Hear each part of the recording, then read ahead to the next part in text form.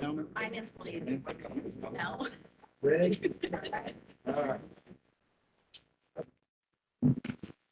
All right, good morning. I have the pleasure today of serving you. Chairman Verboon is in DC helping our county and the cause. So I'd like to call this meeting of the Board of Supervisors to order. It's a regular meeting. Today is Tuesday, September 10th. The time now is 9 o'clock. So we're right on time. This meeting can be viewed in person or online. So, Madam Clerk, will you please call the roll? Joe Nevs, Richard Valley, Here. Doug Verboon is absent, Rusty Robinson, Here. Richard Fagundes. All right. At this time, we're going to stand, please, and we're going to take a moment of silence for an employee that we've had for 22 years. And her name was Michelle Dean. Michelle worked at Child Support Services for 22 years. She retired August 15th, 2024. Her passing creates a sorrow that will be felt for years to come. As we reflect on her remarkable contributions, we're grateful for the legacy she leaves behind and the positive difference she made in the customers she helped at Child Support Services. So we'd like to just take a moment of silence at this time for her. Thank you.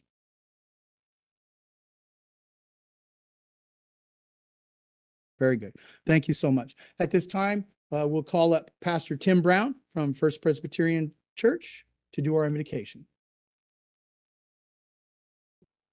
Pastor's not here today? Well, unfortunately, I'm Irish, so we go back to an Irish blessing.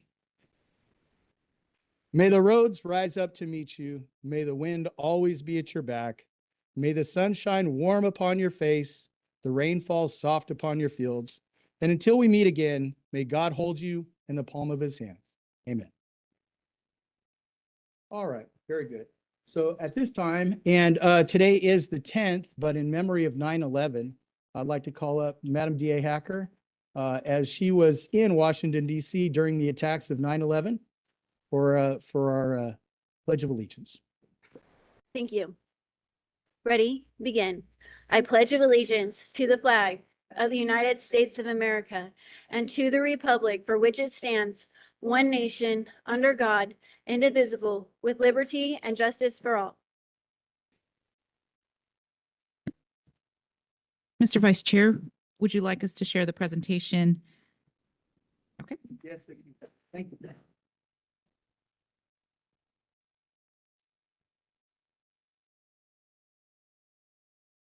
So we'll go on to we'll go on to unscheduled then. Is that what you're saying? Yeah. Okay, perfect. All right, very good. So yes, it's the second quarter employee of the quarter. And so Kyria, you are. Yes. So the board approved the formation of the Employee Recognition Committee in 1990. Every quarter, employees are nominated based on their outstanding performance and achievement in various departments.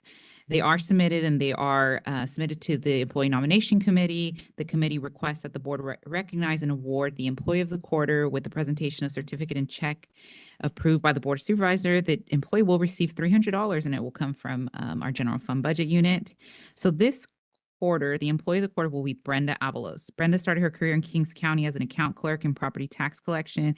On December 15, 2021, she moved to Treasury on January 4th and was promoted to Treasury Accounting Assistant in April 17th of 2023.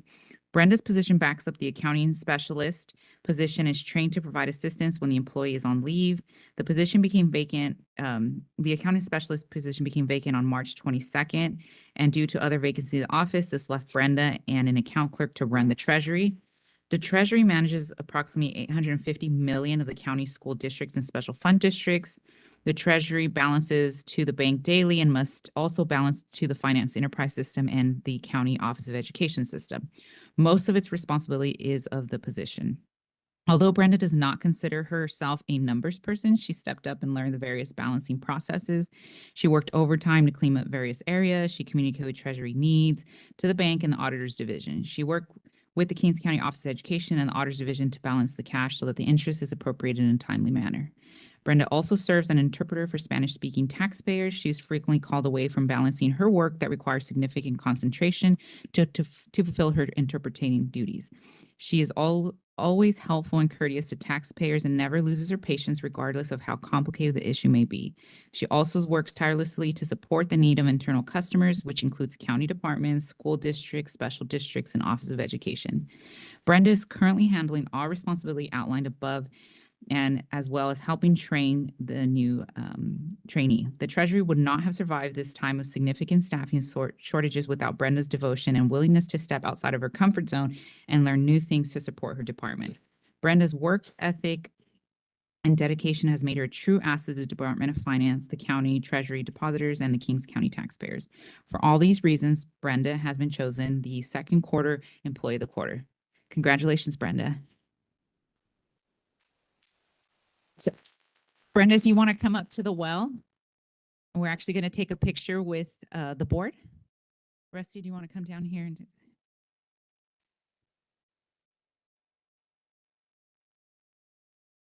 Eric, do you want to come down and take a picture with her?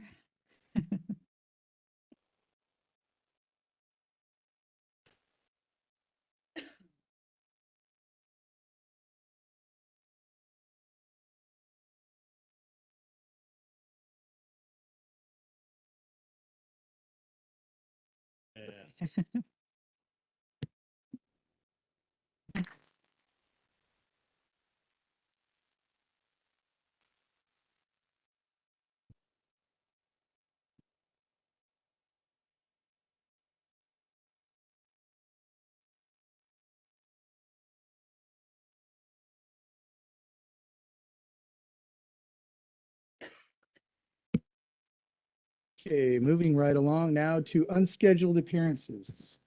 I have quite a list. The right. first speaker is Scott Hallwell. Okay. Morning, Scott.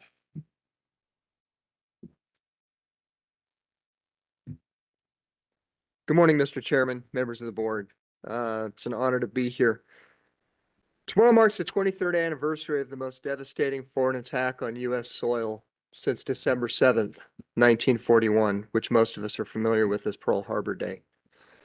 On September 11th, 2001, terrorists linked to the Islamic extremist group Al-Qaeda, founded by Osama bin Laden, hijacked 4 commercial passenger airplanes and carried out suicide attacks against targets in the United States. 2 of the planes, as most of us know, were flown into the World Trade Center in New York City. Within hours, both of the Twin Towers collapsed into rubble, demolishing a large section of lower Manhattan. A 3rd plane hit the Pentagon in Arlington, Virginia, just outside Washington, D.C. The passengers and crew of the 4th plane fought back against the hijackers, and the plane was down in a field near Shanksville, Pennsylvania. Nearly 3,000 people were killed in the 9/11 terrorist attacks, including the 19 Al-Qaeda terrorists. The shocking events of September 11th were televised globally and left much of the world reeling in horror. The administration of President George W. Bush responded by declaring a war on terrorism, including the creation of the Department of Homeland Security and the invasion of Afghanistan. Most people that were alive then and conscious of the events, have at least a couple of "do you remember where you were" moments in their lives. I shared one with the vice chairman yesterday. I remember where I was when Elvis Presley died. Oddly enough, I was in a summer camp for youth, and I just remember a lot of people being upset. But this is something that I remember even more. And this is one of the most vivid, if not the most vivid, in mine. I was serving on active duty in the United States Navy, embarked with Fighter Squadron 2 aboard the U.S. aircraft carrier USS Constellation. We were 3 days north of Pearl Harbor in a transit home from a 6-month deployment to the Persian Gulf. We were on our final leg, only 4 days away from San Diego. I had risen for the morning, I had showered, I was passing through a TV lounge area when there was 5 or 6 other senior leaders standing there staring at the TV, and there was a picture of the towers and one of them was burning. And I asked what was going on amongst the chatter, and they said that it looked like a small plane had inadvertently or accidentally flown into one of the towers.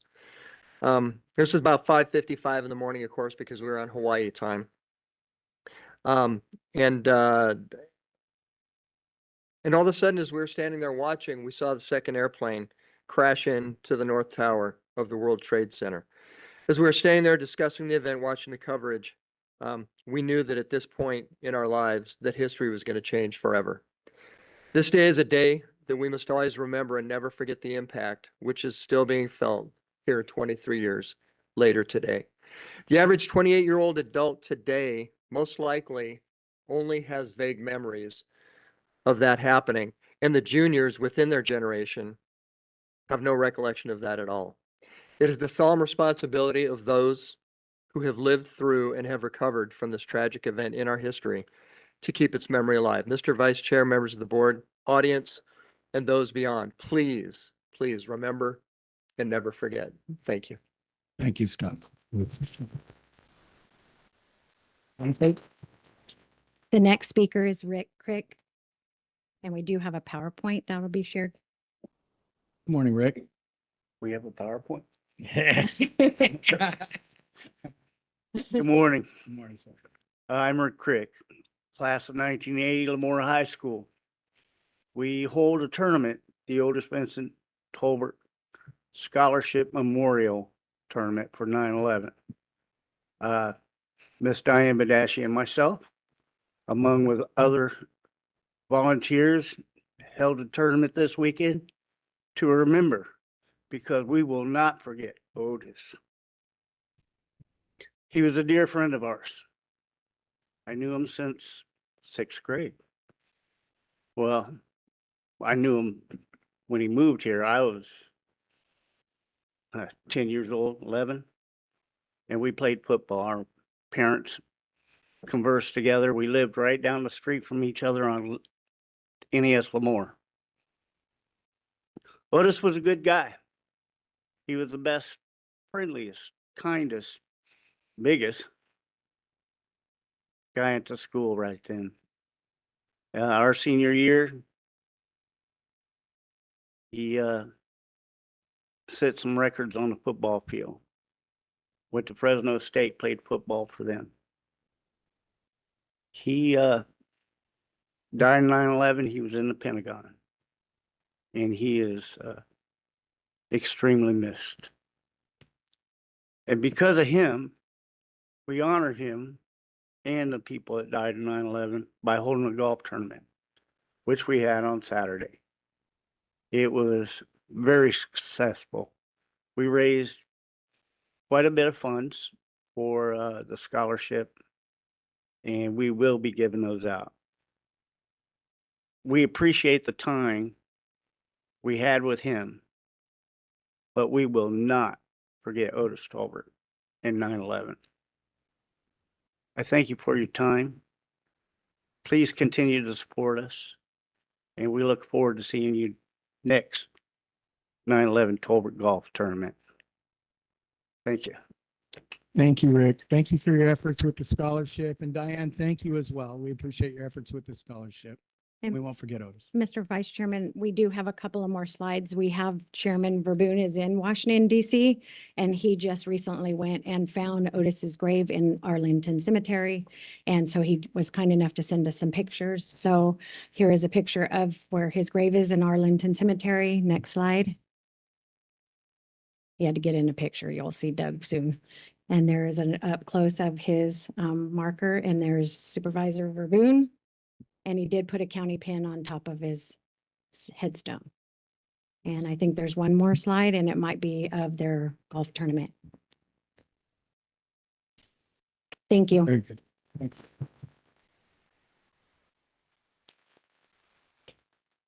The next speaker is Samuel Robinson. Welcome, Major Robinson, also known as my brother. Good morning, brother and council, fellow Kings County community residents. I'm here to speak today on a much similar topic, but I first want to say thank you for allowing the opportunity to speak, and my apologies. A lot of familiar faces. I've been gone for the past better part of 2 decades, and if I don't remember you, my apologies. But it is good to see you. I came to speak today about the same thing that's brought many other speakers today to speak about something near and dear to my heart, as well as acute in its scope, the events of 9/11. On today, it's Eve. I'm going to go a little bit off script only because information was brought to me just yesterday when I was putting together something to speak to. Because interestingly enough to me, I do remember where I was on that day, and I remember there shortly after um, finding a ways to either enlist or commission as an officer in the Marine Corps. I am a 16-year veteran of the United States Marine Corps. I am a Marine. I'm no longer serving on active duty. But the men and women I served with, I was surprised to find out that most of them were from New York, Pennsylvania, and New Jersey. I was actually expecting much more people from the South, Texas, all that kind of thing. I'd always kind of believed that, but actually all of my peers, 11 of us that were with me in the C-130 community were primarily from New Jersey, Philadelphia, and New York, as well as California. And that shouldn't surprise many of you from the information the gentleman provided earlier. A lot of people don't realize or maybe don't remember that those 4 planes, American Airlines 11, American Airlines 77, United Airlines 175 and 93, took off from the East Coast in Boston, Newark, and LaGuardia out there in Washington, D.C. or by Washington, D.C. And we're on their way to Los Angeles, 3 of them, and the other 4th to San Francisco. Many of them carrying businessmen, workers from the great state of New York to the great state of California. So we lost not only Americans that day, but many family members. In acute for me, Major James Rachel Brophy. He was a peer of mine. I looked up to him. He was a great American. He was from a little town called Statsburg, New York, half the size of Layton. And he was probably maybe about 30 minutes outside of this other town called, I'll always forget how to name it, Poburg, New York. It's just south of the town. He was buried there. He passed away, a veteran of Operation Enduring Freedom, and he's survived by his wife, Rachel, and their 2 young children. The reason why, if you'll apologize, this is more acute to me today is I found this. It is a piece of steel from the 9/11 towers. I found it in my dad's office.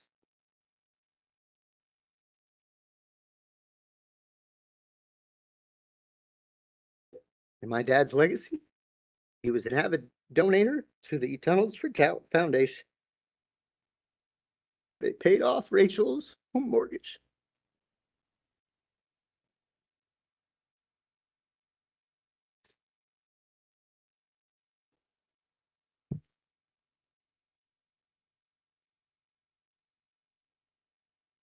I do remember where I was on 9/11, but more so I remember after that. I remember the strength, courage, and selflessness of many.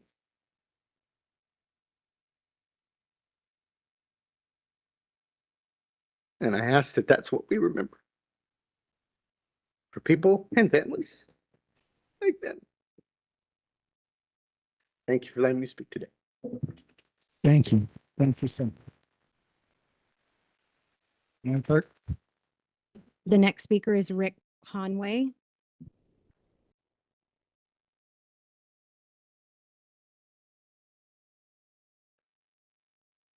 Good morning, Mr. Vice Chairman, as well as other members of the board.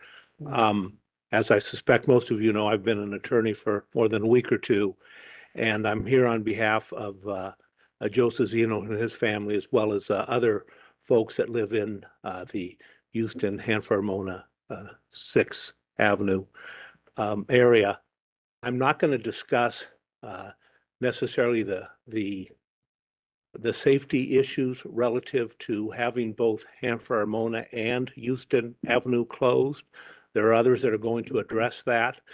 I'm here and you've got the county council here and she can certainly guide you in that regard. The thing that I want to share with the board is that you have the ability to engage in a discretionary act. You can either close Houston Avenue and Hanford Armona at the same time, or if you decide that you think it's wiser to hold off on closing Houston until such time as Hanford Armona is once again opened, and understand based upon your director, public works director, that should happen in 7 or 8 months. What I wanted to share with you, because it is a discretionary act, is if in fact, as people have explained to you the last time, and they'll explain to you again today, the potential hazard associated with having both of those routes closed at the same time, it will not only enhance the danger to the public, but equally significant from a county standpoint, from a fiscal standpoint, if in fact, based upon your discretionary act, you enhance the opportunity for an accident, you then enhance the potential exposure of the county in connection with any lawsuit. And I can assure you, there are plenty of excellent lawyers that would look at a situation when an accident occurred as a result of a discretionary act by the county. And as a result of that discretionary act, a situation was more dangerous than it otherwise should have been, then the county will in fact be brought into a lawsuit. And it may be not one lawsuit based upon my understanding that we're going to have a closure for a significant period of time. I would encourage the board not simply to listen, but to actually act and use your discretion in this situation and direct those that are making the decision in this situation to hold off in the closure of Houston until such time as Hanford Armona is open. Most importantly, we want to keep our community safe. But then secondarily, as I've mentioned, it's important for the county to understand that based upon that discretionary act, and it's clearly a discretionary act on your part, then you're enhancing the liability of the county. And Diane and I know each other quite well. We've had cases together over the years. She's very capable. She will tell you, I think, exactly the same thing I'm telling you. And I would encourage you to consider what I've outlined today and use your discretionary power and simply indicate, look, folks, Houston's going to close, but Houston will close after Hanford Armona is open. Perhaps it delays in some fashion, some sort of movement on the high-speed rail. But as we all know, when the high-speed rail started, I was a young man. I'm not young anymore.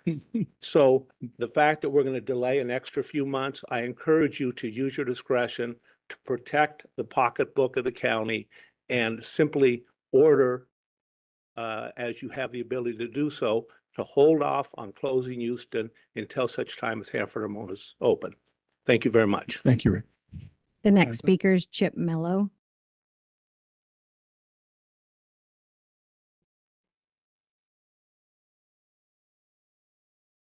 Good morning, Chip. Morning. I want to thank you guys for serving our community. I just wanted to get that out there. I know you guys have a tough job to do. I want to get that out there before I started complaining, for sure. I just wanted to reiterate what Rick said. I mean, I reside on 6th Avenue. It is a huge safety issue. I mean, the intersection between 198 and 6th Avenue is like a death trap. And there's not many options in the flow of traffic and the logistics. It causes a huge safety issue. There are other speakers that are going to speak. I don't want to take a bunch of your time, but I am definitely supporting what Rick said and the others on this matter. So thank you. Thank you. The next speaker is Dwayne Cooper. Hey, Dwayne. Chairman, Supervisors, I'm just here. In the long run, I'm going to end up getting my ass chewed out. Again. Again, yes. This reclassification, I'm already having problems in the road yard. I would encourage you to please think about what's going to happen. That's all I got to say. The next Thank you. speaker is Sarah sorry. Hacker. Sorry, Madam Clerk. Mr. Chairman, a Yes, question, just to that point to, CAO Martinez. I believe the gentleman, he's referring to, item C on the, consent calendar today.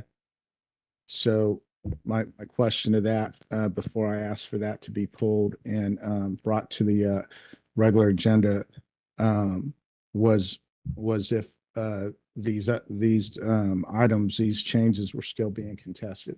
And if so, then that would help me with my decision when the time comes. Supervisor, so those items have been approved by the union. The MOU is up for ratification at today's board meeting, so everything has been settled and approved. Thank you. Sorry, Madam Clerk. Thank you. That's okay, Sarah Hacker. Good morning, everybody. Yeah. Good morning. Today I offer a few memories of 9/11, a momentous occasion that occurred in Washington, D.C., New York, and Pennsylvania on September 11th, 2001. My first day of work at the Capitol was 9/11. I was sitting as a receptionist, watching the TV as I saw the first plane plow into the first World Trade Center building. And being the young, innocent, and probably naive 22-year-old, I looked at the person sitting on the couch and I said, "What happened? There must have been some kind of mechanical failure." And he looked me straight in the face and said, "We're under attack." That day was momentous in many ways, not just for me as a person, but us as a country. We were under attack. And it wasn't just that first tower that went down, it was the second one too. And it was also the Pentagon. And on Capitol Hill, there was chaos, people running through the hallways. Some congressmen had gathered their staff together and calmly walked through the building, being symbols of leadership and telling everybody it's going to be okay. We are going to have backup. We didn't know if there was a bomber at the State Department. We didn't know if a gunman was at the White House, or that there were gunmen within the Capitol itself. There was so much uncertainty and chaos going on that day. We just knew that we were under attack. And I remember getting out of the Capitol building and getting into a car and driving away from the many monuments that we know as Americans, not knowing if I will ever see those monuments again, and looking out to the Pentagon and seeing a cloud of black smoke. The smoke smelled like tires, debris, death, destruction. And it was so intense in my nose. It was the most powerful scent that I could ever imagine, because we knew that there were people in there that died. And in the days and weeks to come after the attack, our country had had wave after wave after wave of questions, uncertainty, more attacks, anthrax being sent into our capital, shoe bombers that threatened to take down more planes. And we as a country came together and became stronger for it. In the weeks after, I went to New York during one of the times that the Capitol was shut down for anthrax attack. And I had the opportunity to see FDNY, and they were still cleaning up the scene. And there was buildings that were covered in dust. And people wrote into the windows of the buildings, "Do you know where my family is?"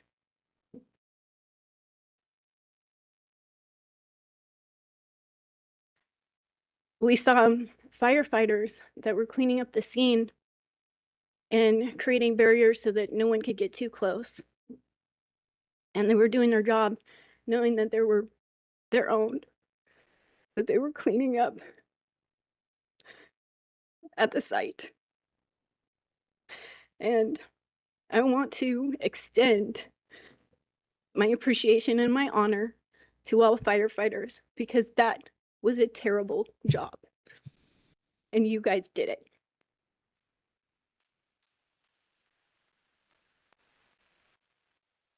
I also want to thank the police officers that protected the scene. I remember going to 9/11 and the Twin Towers and seeing police department officers with rolls of film in their hands because they took out film from tourists that were taking pictures of the carnage. And they didn't do it in a mean way. They didn't do it in a controlling way. They did it in an honor way because it was a crime scene. And they wanted to protect every single bit of evidence that was necessary to do so, so that we would be able to get our justice. And I want to thank the police officers and acknowledge their appreciation. Thank you.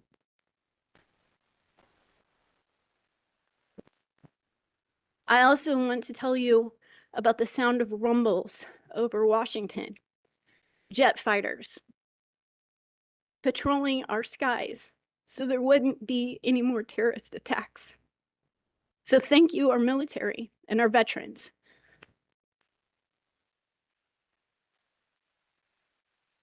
And lastly, and these folks never get credit, but in the weeks afterwards, the Parks and Recreation divisions set up planters and barriers protecting every single federal building and their employees so that no one could come up and plow a car into those buildings. And they did that quickly and silently, and they never received recognition for it. And I remember after seeing so much carnage and terror and chaos in the weeks afterwards, and then having that spring of green and beauty and a planter that was protecting the buildings. And I want to thank the Parks and Recreation folks too.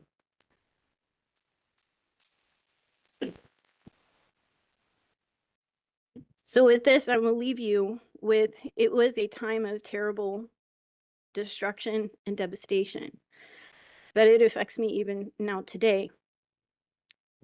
But we have to take the lessons that we learned from 9/11, which is terror and destruction can happen, but we need each other to get through it. And you as a board don't get to control the big picture. We don't get to control whether or not Russia invades Ukraine or whether or not Iran is going to attack Israel. That's not our decisions. Those are higher up than us. But we have decisions here that we can use to protect our community. And what I ask you to do is invest in our infrastructure and invest in our workforce. Because if there is ever another 9/11, and God help us that there is not, these are the things that we are going to rely on to get us through to the tomorrow. Thank you. Thank you, Madam DA. The next speaker is Natalie Brunson. Good morning, Natalie. Morning, Mr. Chairman and members of the board. My name is Natalie Brinson, and I am the Parks and Grounds Superintendent. I come before you today to announce my resignation. I have accepted a job offer in Minnesota and will be leaving the county to pursue new endeavors. My last day of work is actually tomorrow on September 11th. Specifically, I wanted to come before you today to give you my own final input for the Parks and Grounds staff that I represent. To be clear, these are my own opinions and not that of my department. In the 22 months that I've worked here, the Coffin Associates salary study has been an active point of discussion, with the implication being that salary increases were the driving motivator to build retention and attract new hiring candidates. Nearly 2 years later, I can't see as the morale in this regard is any better than when I first began my job here, and in fact, I would say it's only gotten worse.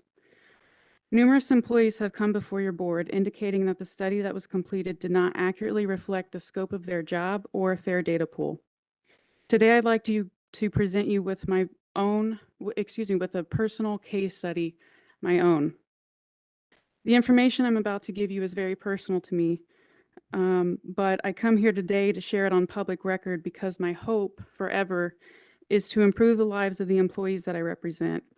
I believe that is my greatest honor and privilege as a leader, as I'm sure you all feel equally so in the positions that you hold for your citizens.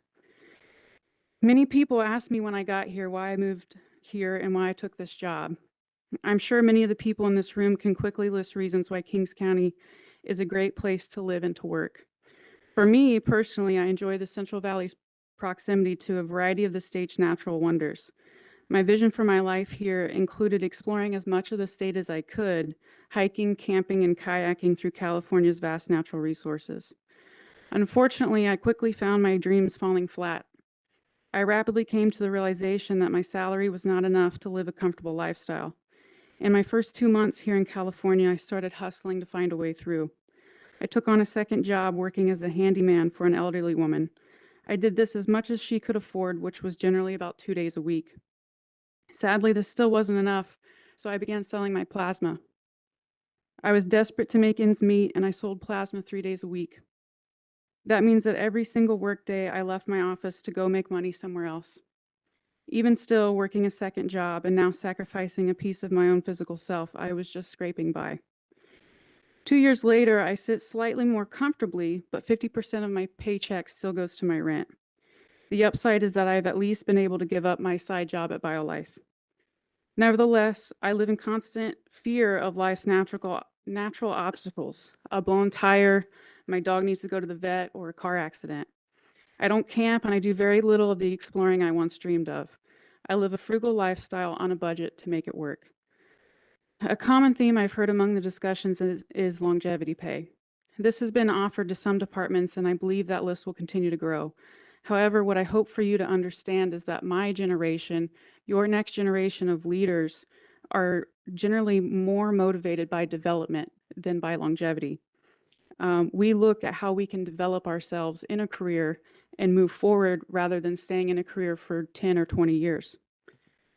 We constantly seek new opportunities and find who's willing to make the best offer. Longevity pay is a wonderful benefit that I hope you extend equally to all county employees, but I fear it isn't enough. I'm interested in what you're doing today to convince me to stay right now. So here's some perspective for you. In my new role, I'll be serving as an area supervisor for the state of Minnesota Department of Natural Resources.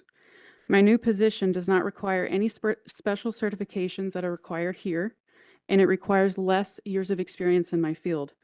My employer agreed to match my current salary here, and factoring in the cost of living differential, this will equate to about a $12,000 pay raise. Additionally, my new employer has offered to cover up to $12,500 of my moving expenses. There are more benefits I could dive into, but the message here is clear. They value a good employee when they see one. A couple of months ago, my staff came before you to speak about the real challenges that they face in their fight to survive. Most of them are single fathers just trying to make ends meet. On average, they make about $40,000 less in a year than I do, and how they survive is genuinely beyond my comprehension. The luxury in life that I currently have is that I'm uncommitted. I have no children, no spouse, I have no local family here. I can pick up and move anywhere I'd like when I find the best offer that suits me, and not everyone has that luxury. So I'm asking you today, what are you doing to show that you value a good employee when you see one? The road to hell is paved with good intentions, and I'm sorry to say I believe your current administration is failing you. In my inner circles here, much of the blame has been passed to the negotiations by the labor unions. I would like to rebuttal and again ask, how do repeated lowball offers from administration support the claim that you're investing in this county's workforce? As I reflect on my time here in Kings County, I'm grateful for the opportunity I was given. Our citizens are easy to serve, and our staff are so dedicated and so loyal. I believe I made a positive change, and I'm thankful for those I met along the way.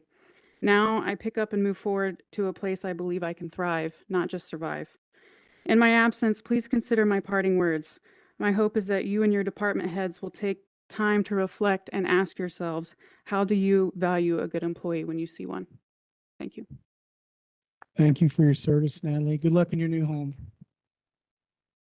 That's all the speaker cards that I have, and I have no written correspondence, and no one online has their hand raised.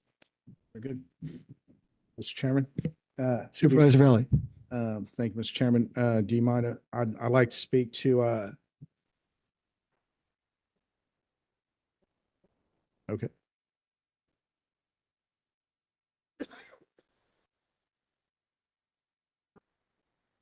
Where we would see them.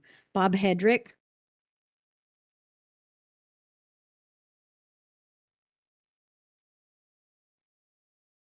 Good morning, Bob. I think most of you guys know me. I know most of you. Okay, I'm here in concern of closing Houston Avenue for the high-speed rail. I live on Houston Avenue east of Cross Creek, so I've been dealing with the road closure for 18 months or so now. And so the logistics of me trying to get to town right now is to go down to Second Avenue, turn left, go to 198 and turn left, and I absolutely refuse to do it. I have a list here of 40 incidences that have happened on 6th and 198 and since July of 2023, and I know that there's an equal amount have happened on Second Avenue. Been a lot of fatalities, a lot of accidents. Absolutely refuse to go that way. So if and when the bridge is fixed, you know, great, I get to go down Houston Avenue to town again. But then if you guys close the road, that option's closed again. So my only other option would be to go down 6th Avenue, which I will not do. It's no better than 2nd Avenue, or turn left and go to Idaho and go around. It currently takes me 35 minutes to get to town. So I implore you to not close Houston Avenue, either make a bypass or wait until Ramona or Iona are open. Okay? And that's all because of safety, not because of convenience. Thank you. Thank you. The next speaker is Dora Garibay.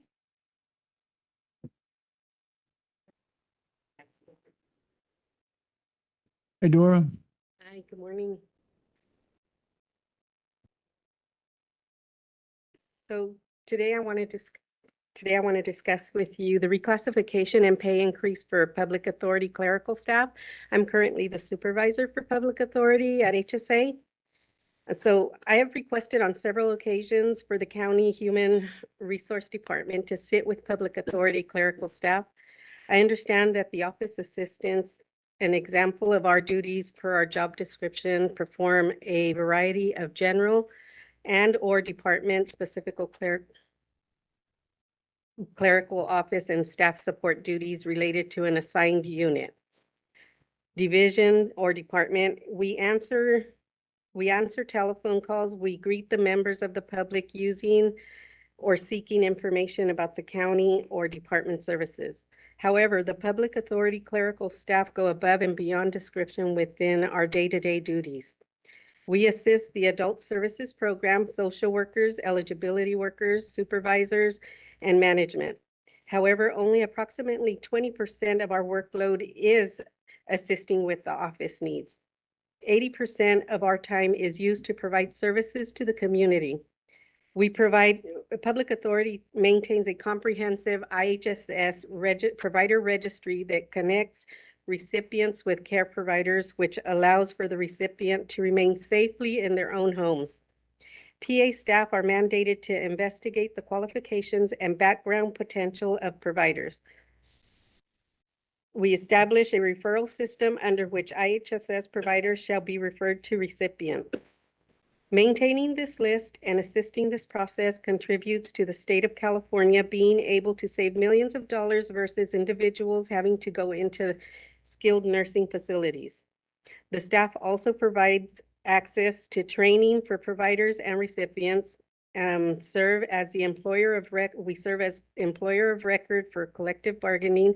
We complete employment verifications and provide information for wage garnishments. Interviews and reference checks of providers on the registry are also handled by the PA staff. PA staff also handle any workers' compensation complaints received when a provider is injured on the job. The 7 staff handle all incoming applications, approximately 20 to 30 applications per staff member. Per our call center summary, from January 1st, 2024 to 8/22/2024, the PA staff, the total calls are 13,294, with 11,752 being inbound calls. These calls include but are not limited to assisting with locating missing checks, reissuing checks, creating a provider portal or electronic timesheet portal, terminating and hiring providers, and scheduling orientation. PA staff is also required to facilitate provider orientation for both English and Spanish-only providers.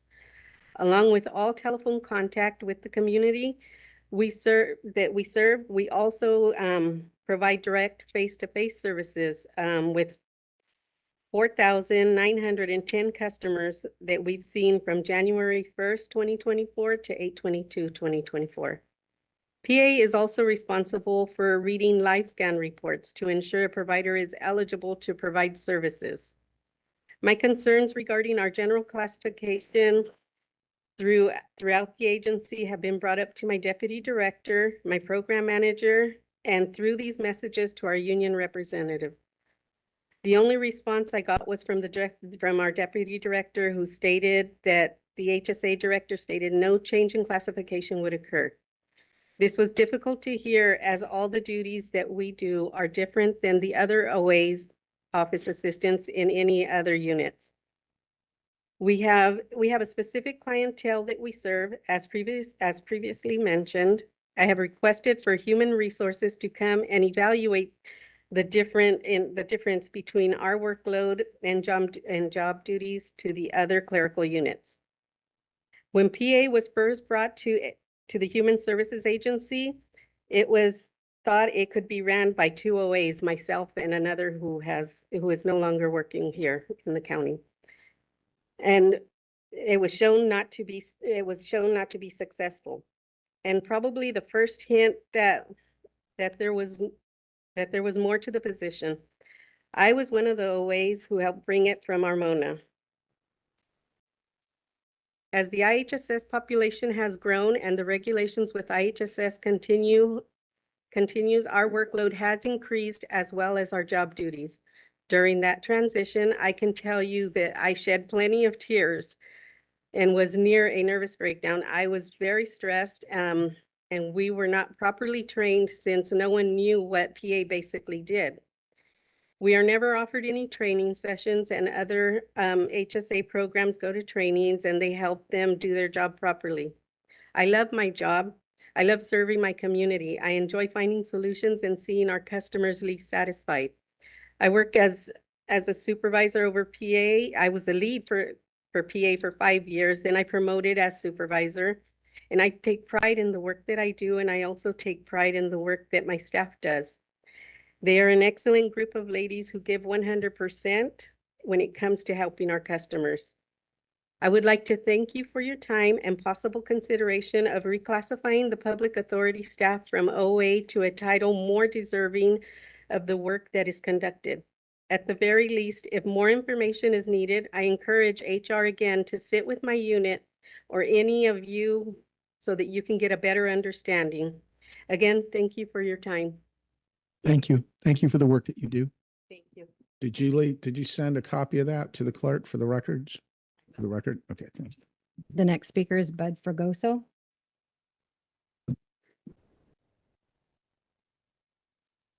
Morning, Bud. Talked about it last time again. I'm not gonna talk about the high-speed rail thing.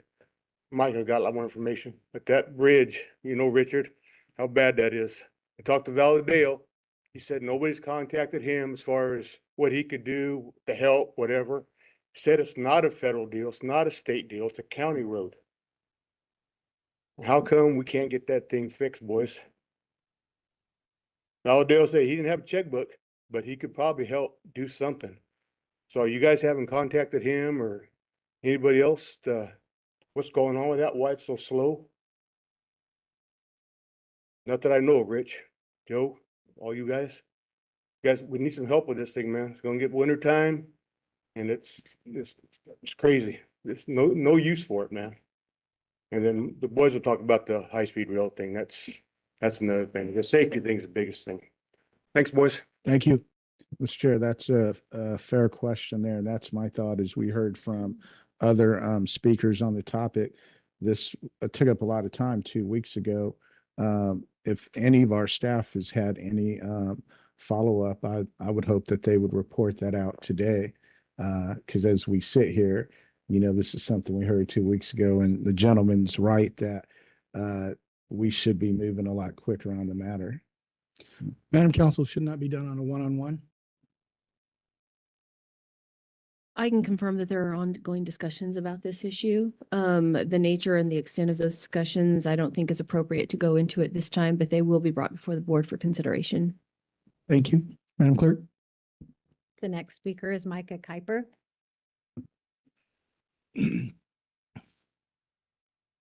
Hello, Micah. Good morning.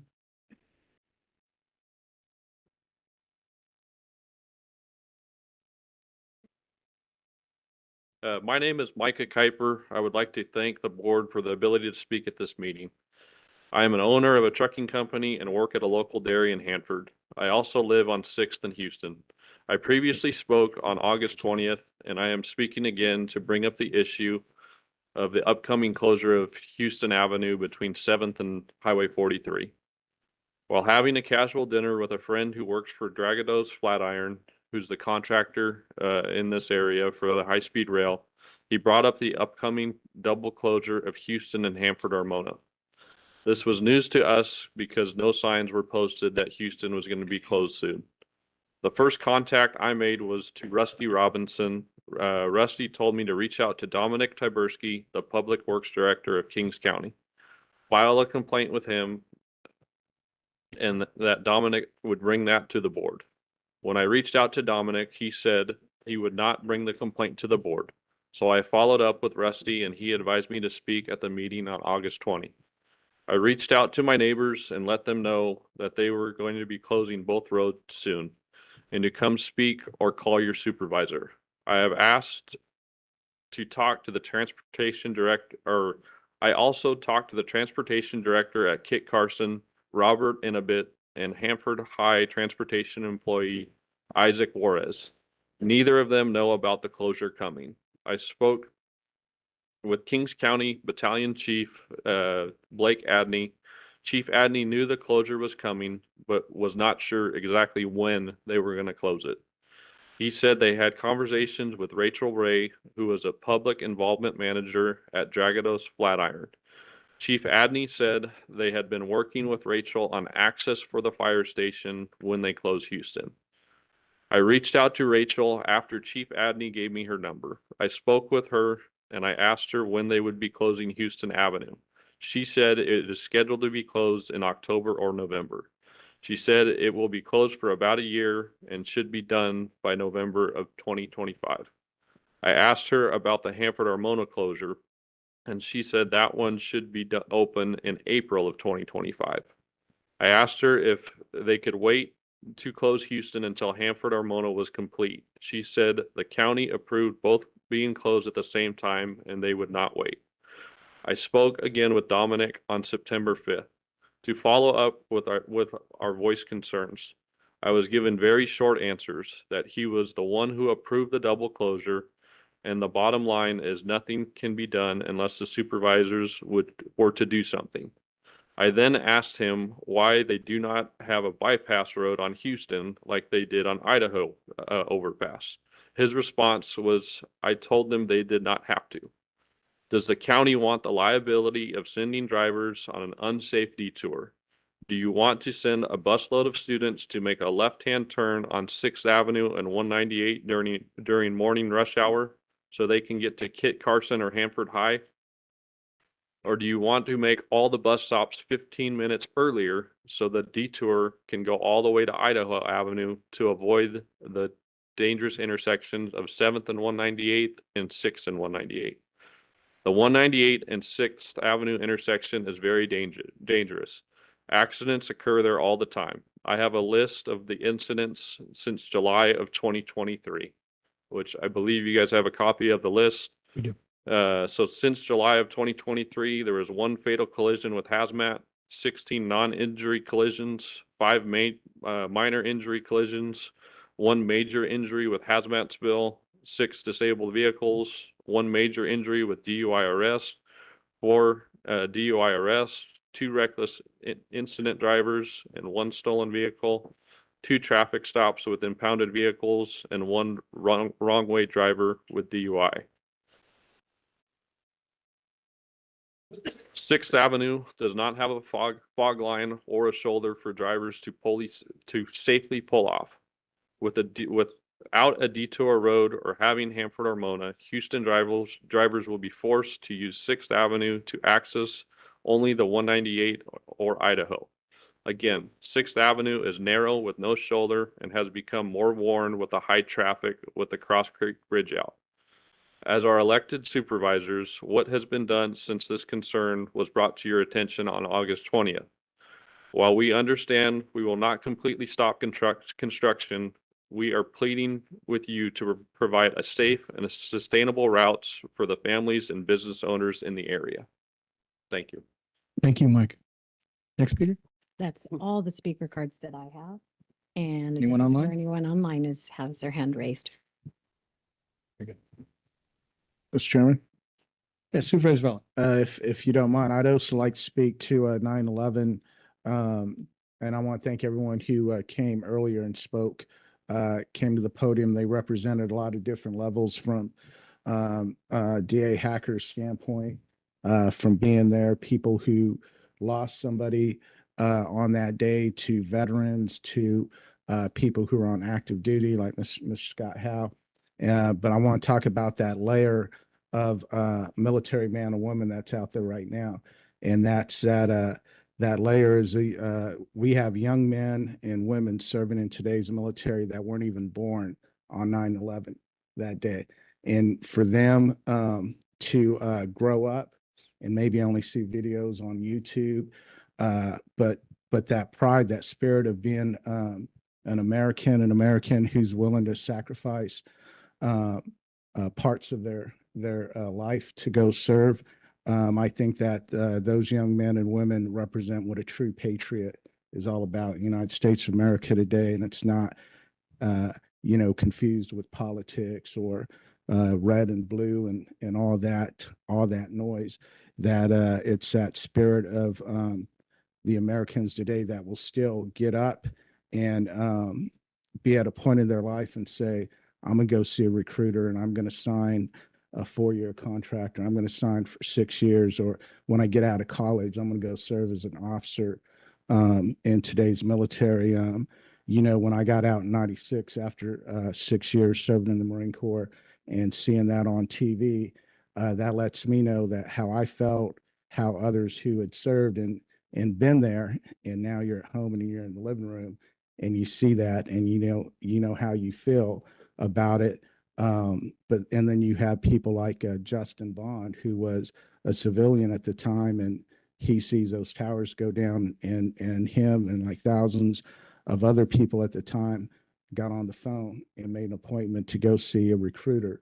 And next thing you know, they were in a foreign land very quickly. But today's men and women, when I went in 1990, there was no threat, no obvious threat of war.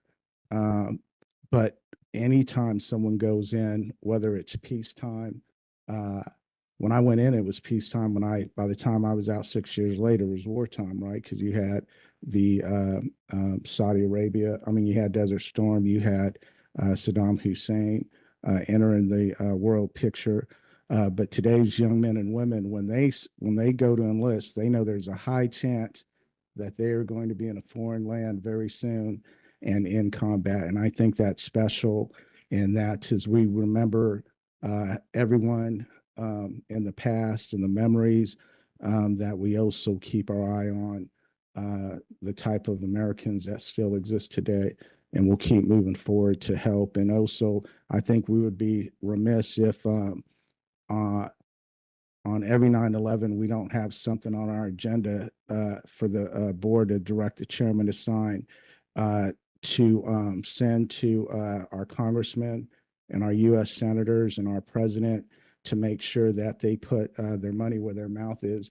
These firefighters, these police officers, these families that were spoken about today, a lot of them don't. They still got to fight for things that they deserve, even if they're alive that day. Today, a lot of them actually got death sentences during the cleanup from what they inhaled, and the chemicals that DA Hacker was exposed to as well. And just like some of our veterans that get left behind by our U.S. government, these 9/11 veterans still get left behind too. And that's that's the real way that we could show that we remember, we recognize, and we respect them. So thank you, Mr. Chair, for that time. Thank you, Supervisor. Yeah, I had a very close friend that enlisted because of 9/11, so I concur. All right, so we'll move on to approval of the minute. Madam Council? The board took no reportable action at its last meeting. All right, on to the regular minutes. Entertain a motion to approve. Do I have a second? Supervisor Fagundes, Supervisor Neves? Madam Clerk, call the roll. Joe Nevs, Yes. Richard Valley. Aye. Rusty Robinson, Aye. Richard Fagundes. Yes. All right. And evidently, those were the special meetings minutes. And so we'll move on to the regular meeting minutes. Look for a motion to approve. So move, Mr. Chair. Supervisor Neves, Supervisor Fagundes is a second. Madam Clerk? Joe Nevs, Yes. Richard Valley, Aye. Rusty Robinson, Yes. Richard Fagundes. Yes. Okay. On to item 5, which is the consent calendar. And if any supervisor would like to pull an item, they may at this time. Yes, Mr. Chair, I'd like to request that we pull item C off consent and onto the regular agenda item. Item C. Okay.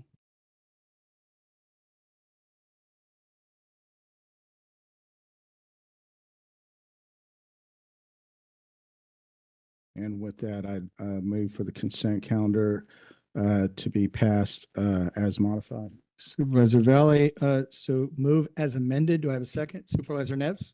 Madam Clerk? Joe Nevs. Yes. Richard Valley, Aye. Rusty Robinson. Yes. Richard Fagundes. Yes. All right. On to the regular calendar. Dr. Lewis, I believe you're going to lead us. Oh, Christy's here today. Yes. Hello, Christy. Good morning, Good. Supervisor Robinson, other supervisors. Thanks for having me here today. I wanted to say something about 9/11 as well. I appreciate everybody who spoke about it. It's one that I'll never forget about. My dad is a Vietnam veteran, retired Navy, who lost his life due to blue water. So the exposure to chemicals and the loss of that resonates with me. So I appreciate you advocating for the continued ability for those families and those first responders to be able to access the services for providing those services long after those services were provided. I also am a Desert Storm veteran, so hooah, even though Army, go Army. Okay. So, but I appreciate the call, and it was very difficult to watch 9/11 after I had gotten out of the military and not wanting to go re-enlist to pick up the charge to protect the country. So I'm here today on behalf of Kings County Behavioral Health. We are requesting the third amendment to the agreement with Advocates for Human Potential. This is a grant that we received by the Department of Healthcare Services through AHP, which is Advocates for Human Potential. They're the third-party grant administrator for the CCMU grant, which is the Community Crisis Mobile Unit Grant. We were awarded a grant in fiscal year 21-22 for being able to do mobile crisis planning, and then we were allocated $500,000, of which part of it could be used for planning. And then once we concluded the planning efforts with an action plan, then we were approved to roll over whatever we had left to infrastructure grant. And we were able to conclude those planning processes in fiscal year 22-23, of which in 23-24, we received approval from AHP to go into the infrastructure grant of the process. We had a little over $131,511 remaining to roll over. During that time, because of the success of our efforts, they also then offered us 1.8 million in additional funding that they had received from counties who had not fully executed their grants. And so we are able to receive through way of this amendment 1.9 million to go into an infrastructure portion of the grant to be able to lift up the mobile crisis unit program. And those infrastructure elements are the hiring of staff to be able to then have 3 mobile crisis teams that are 2-person teams throughout the county. One will be stationed in Avenel permanently, one stationed in Hanford permanently, and then the third one that can float throughout the county as needed, because we still need to respond to 5150s that are in the ER, the jail, and the juvenile hall. It will also help pay for the infrastructure of the telephone system to be able to get a 24/7, 365 call system and dispatch system for the mobile crisis. We are also then embedding our access line. Access line is a requirement of the state for us to provide a number for the community to call to be able to then access information pertaining to how to access services.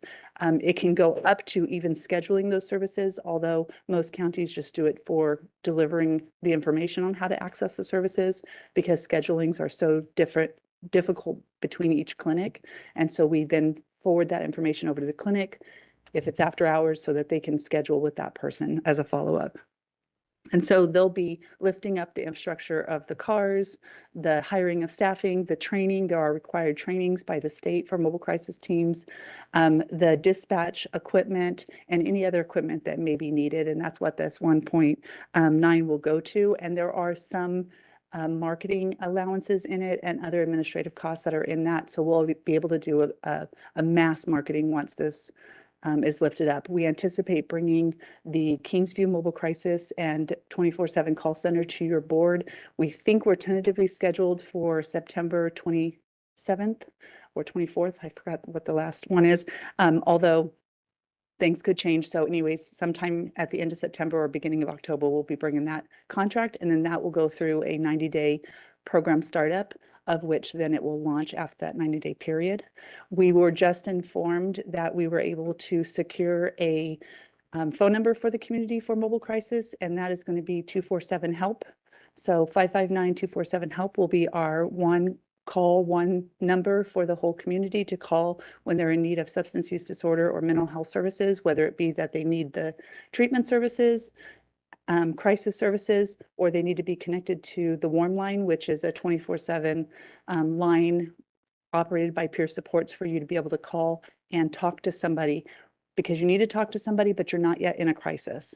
And so a lot of times this is accessed by individuals in the more geographically rural communities due to the lack of resources that might be in those communities. So they call and they can just talk to somebody to get through whatever problem might be presenting. And so we will be doing a mass campaign to roll out that 559-247-HELP. So today we are requesting your approval for this modification to the AHP agreement that will take us into the infrastructure part of that grant, as well as to receive the additional fundings for that infrastructure. And I am available for any questions you may have. Any questions for Christie? Move as presented, Mr. Chair. Supervisor Neves, Supervisor Fagundes, Madam Clerk? Joe Nevs, Yes. Richard Valley. Aye. Rusty Robinson. Yes. Richard Fagundes. Yes. Thank you. Just for point of clarification, we did have an item pulled and normally the board handles it right after consent. Are you wanting to handle it with the human resources items when they're further down the agenda? I just want to make sure we don't miss that item. Sure, we can handle it now if you'd like. Thank you. All right. So item C, yeah. Hello, Carolyn. Good morning, members of the board. I just want to get clarification because I think we had 2 items on the consent calendar under item C. So are both items being pulled or just one? Supervisor Valley. Item C. Yeah, the entire item C was pulled, so it's both items. Okay, thank you for that clarification.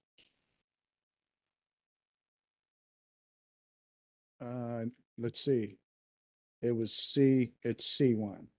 None, not with, I didn't pull, item 2, which is with the, Prosecutors Association, right?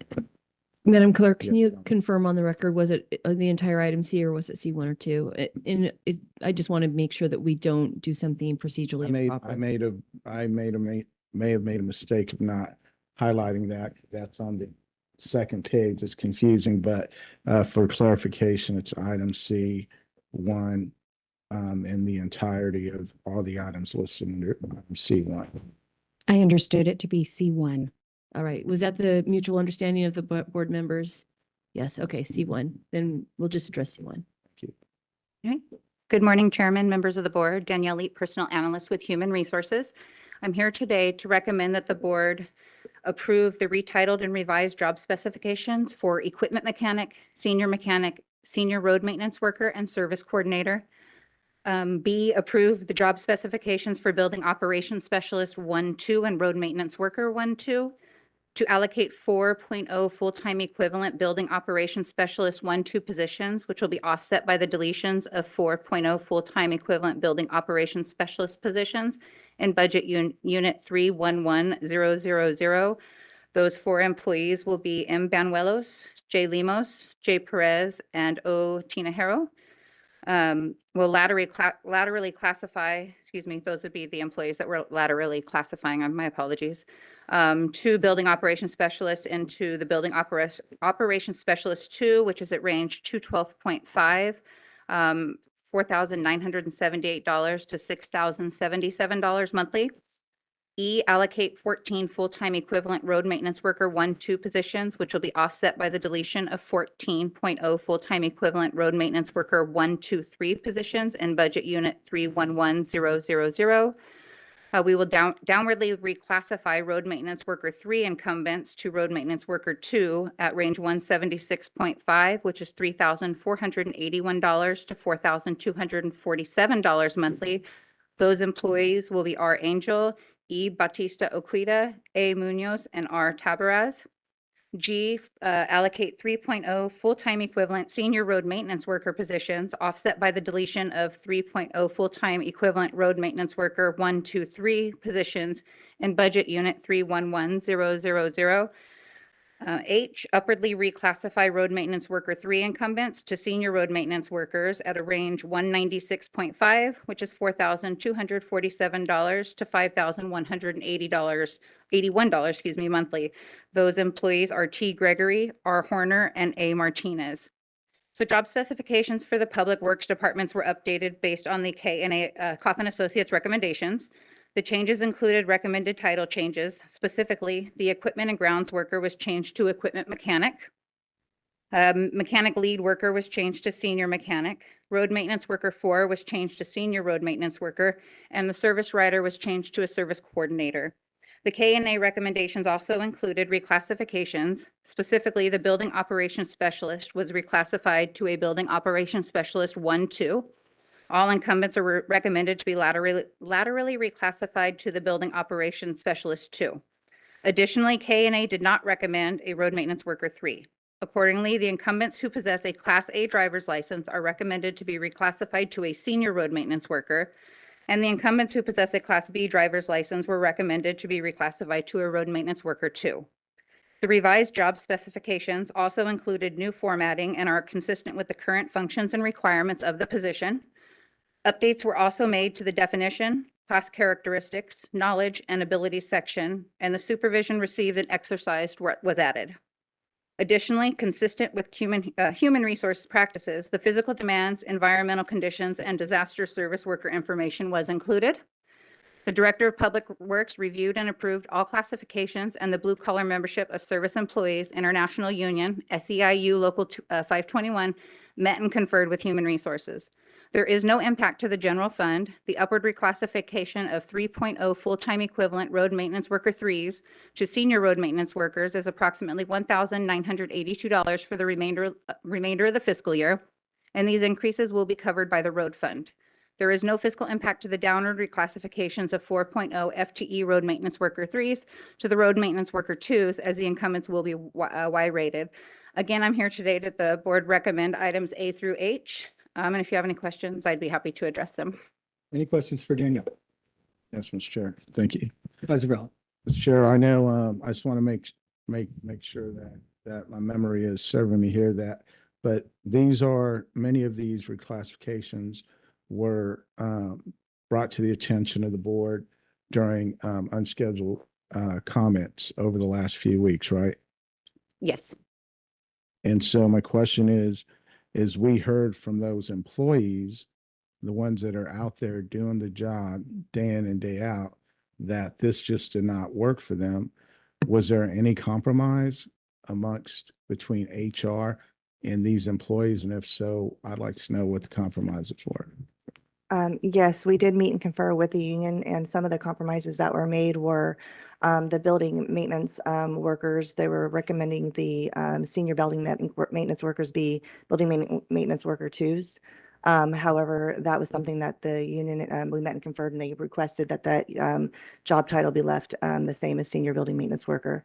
In addition, with the road maintenance worker series, there are a few that are being reclassified downward to the 2 level. Those are the individuals that don't have the Class A license. Part of the MOU that we will be also bringing today includes some special adjustments to those individuals as part of the negotiation that we did with the association. In addition, those individuals who are moving to the Class A level or have the Class A driver's license will go to the senior level. And there's 3 of those individuals. And so we met and conferred with the association on those as well. Okay, but before the board takes that part up for vote later on the agenda, do you feel that any employees who might not be happy with these title changes, that they understand what's in the MOU and what was negotiated?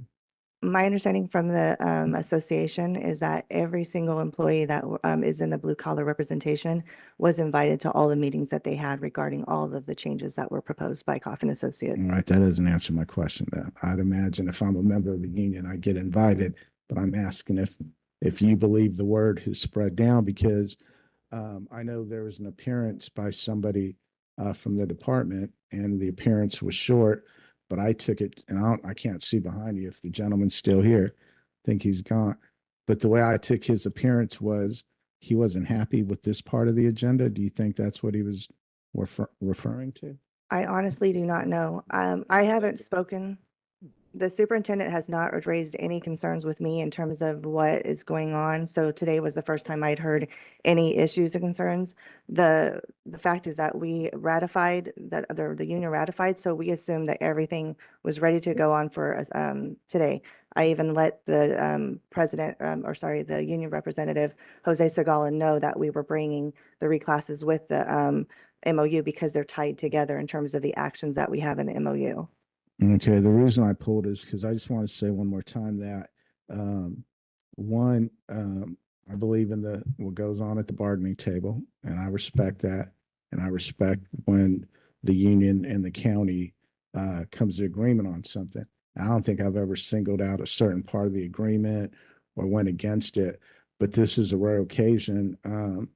In my 16 years here, I can't remember if we did this massive amount of title changes. If we have, my memory isn't that good to remember that. So, but that being said, to still see this just move forward and then move forward on consent after hours of man hours were given up by employees who left their job, left the clock, their time on the clock to come here on their personal time and to represent concerns.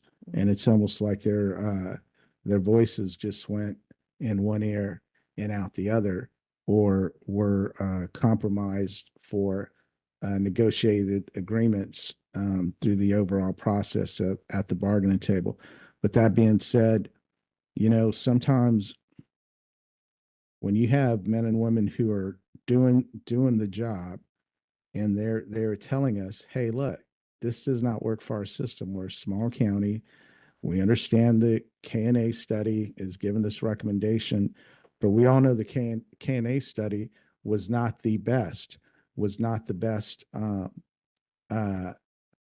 study here. Thank you for coming back, sir. Thank you. Was not the best study here. And I think we could all agree that we can't wait to get this K&A study further and further in our rearview mirror away from here. I know I'm not happy with it, but so I'm glad you're here. I want to make sure I wasn't speaking out of line, but your appearance earlier was short, but I took it, and I could be wrong, but I took your comments that you weren't happy about this part of the consent calendar on the job specification changes for some. That's right. I'm not happy with the reclassifications, period. Okay. We've had a system that has worked for several years. Why change it all of a sudden? We are a smaller county that bigger counties could do more definite with the reclassification. My men, they all do the same thing. They're learning, they're still learning as they're a road maintenance 3. They don't know all of what needs to be done. And Dominic and I did go down and talk to Carolyn about this. And I voiced my opinion then. And I'm voicing my opinion now. Dominic says I shouldn't do it. Yeah, I'm short timing. I'm leaving in October. But I'm here for my men. It's not right. Well, so I'm glad you did it. I'm glad you did it, and it's honorable of you to do it. And the way I look at this again, just as this gentleman just said, these are the folks who are doing this job day in and day out. And they take a lot of pride in their title. And you have some, some executive or some high-level staffer at this company that's just looking at data and saying, oh, let's do these nice little title changes. And in some cases it works, but in some it doesn't. And I was hoping that because of the time dedicated to this and people, our employees speaking out, that we could make some exceptions in this case. But it comes across as our way or the highway. That's the way it comes across to me. And no disrespect to HR, you guys had a job to do, and I respect your mission. But sometimes, and I've talked about this before, even in the Marine Corps, you look at, there's always a challenge of what comes first, the morale and welfare of the troops or the mission. So I'm looking at it this way too. In this case, the mission is the work that these employees do day in and day out. No matter what the title is, the mission is going to get accomplished. So we separate that. Now we look at the morale and welfare of our employees in this case. And their morale is going to be affected by a vote made here today if it moves forward to change their title. It takes the winds out of their sails, and they have a tough job, and they do this job in the heat. And we sit here in air conditioned units most of our job and our time here. And the person who's typing up these changes and send them to the county, send them to HR, they're sitting in an air conditioned office and they're saying this works and this rebranding. But for every employee that gave up their time and came and spoke, and for the gentleman here running back and forth today and coming back and making comments, I'm going to urge a no vote on this. And I see CAO wants to speak, but now I don't know how it impacts the agreement. So even if the no vote is, I would hope that a no vote would have action, but if it's too late for that, then I'd ask for the no vote in symbolic unity for our hardworking employees here, who in this case are not asking for anything at all, but to keep their title. Thank you, Mr. Chairman, for hearing me out. Madam CAO? Yes, Supervisor, I would just like to address a few comments. When we bring forward an item, it's already been ratified by the union. This is a well-vetted process. It wasn't just, we heard the concerns from the employees. We met with the union, HR, had numerous meetings, and those votes were made on these classifications. And if the action today is to pull, this item or not forgo this item, it would impact the MOU that has been ratified by the union. And so I just want to kind of state that there has been ongoing discussions, although, Dwayne might not see it, other employees might not see it. We meet constantly with the unions, and this was the negotiated terms, and we brought that recommendation. So it is here today. Although Dwayne is speaking against it, it's not going to satisfy all parties, but it was voted on. It is ratified and is being brought to your board for consideration. Mr. Chairman, to that point, and I'm glad that you spoke to that. But okay, so on our end, we're only involved in this discussion in closed session when we're talking about negotiations, and we're getting updates from Shay and from HR and from you. Okay, that being said, when it goes back to the bargaining table, we're not a part of that conversation. So I don't feel like and correct me if I'm wrong, but I don't feel like this part here was at the negotiation table, and the union leaders that represent these employees were asked, hey, look, these employees don't want these changes. Are you okay with that? And if so, did those leaders say, oh yeah, we're fine with this? But if it just falls in an overall discussion on everyone's thinking about benefits, everyone's thinking about how much of a raise I'm going to get, that's the focus there. And I believe that title changes don't float to the top, because even when we sit here and you guys bring us 300 title changes, it's hard. And the only ones that we really take time on out to look on is when people come to the podium and talk to us about this. And so, again, I'm sorry if this affects the agreement. And if it holds anything up, I don't know if anyone else is going to vote no, but because of due diligence done by the employees, and I don't feel is done on our end, I'll just say our end. Again, I'm going to respectfully request a no vote and see what could be done about these employees keeping their titles and moving forward with the rest of the agreement. Sorry. Thank you. Thank you, Supervisor Valley. Any other questions for Carolyn or Dwayne or anyone? All right. Looking for a motion as submitted.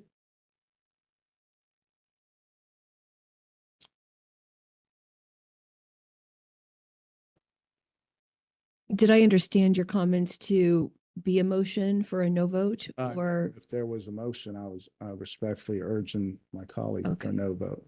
Okay, thank you for clarifying. So at this point, we're looking for a motion for a yes vote at this point. Correct. All right. Yeah. So I'm entertaining a motion for a yes vote.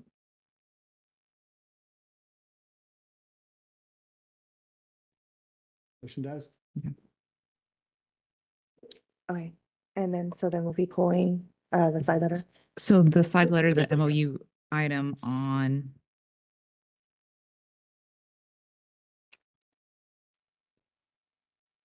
F2 was tied to that one, so that motion will be pull item as well.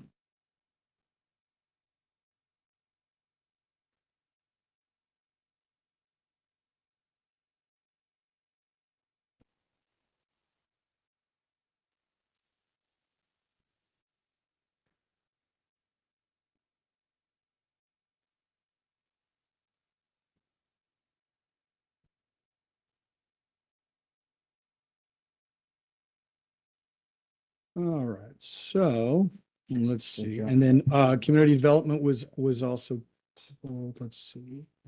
Here we go. Behavioral health, Dr. Lewis. So DA Hacker. So item 3. Good morning, members of the board. I'm honored again to present to you. I'm asking the board to approve a proposed contract for legal services. The DA's office entered into a contract with an attorney named Lisa Horton. She is somebody that has approximately 14 years of legal experience. She does run her own business. However, she has agreed graciously to come on as an independent contractor here at our office. At this time, we do need her services, and I will be incredibly transparent with you folks. At this point in time, we have a 45% vacancy in full-time employee attorneys. And the most recent attorney that we brought on as a full-time employee is absolutely fabulous, has lots of experience in civil, but has not had any experience in criminal. So we're training her to catch on to our fraud cases, and she's doing a great job. But she, at this point, is not fully on board with the criminal training that is needed to be a full-time member of the team, taking on some of the burden that the rest of the attorneys are taking. And with that, I'm asking that you approve this contract for Lisa Horton. She is going to be assisting us with some of our fraud cases, in addition to, as well as our prison cases. As the board knows, our office does contract with the California Department of Corrections and Rehabilitation so that we prosecute prison-related crimes. We do receive reimbursement for the costs that our office incurs to prosecute prison-related crimes, to include our clerical, our investigative staff, as well as our attorney staff. So although the amount that is going to cost the county for the contract is approximately $145,000, we anticipate that because most of her work will be devoted towards doing prison-type cases, that she will be assisting us and we can receive reimbursements from the prison regarding those costs. So far, she has already started, and she is coming to Kings County, coming to court 2 days a week. The feedback I'm getting regarding her services is that she's conscientious, she's a hard worker, and she knows how to handle herself in the courtroom. And she's going to be a great asset to our office. And so, even though her contract did begin on a few weeks ago, I'm asking you to approve her contract now. Any questions? So move, Mr. Chair. Supervisor Neves? Supervisor Fagundes? Madam Clerk? Joe Nevs, Yes. Richard Valley, Aye. Rusty Robinson, Richard Fagundes. Yes. Thank you.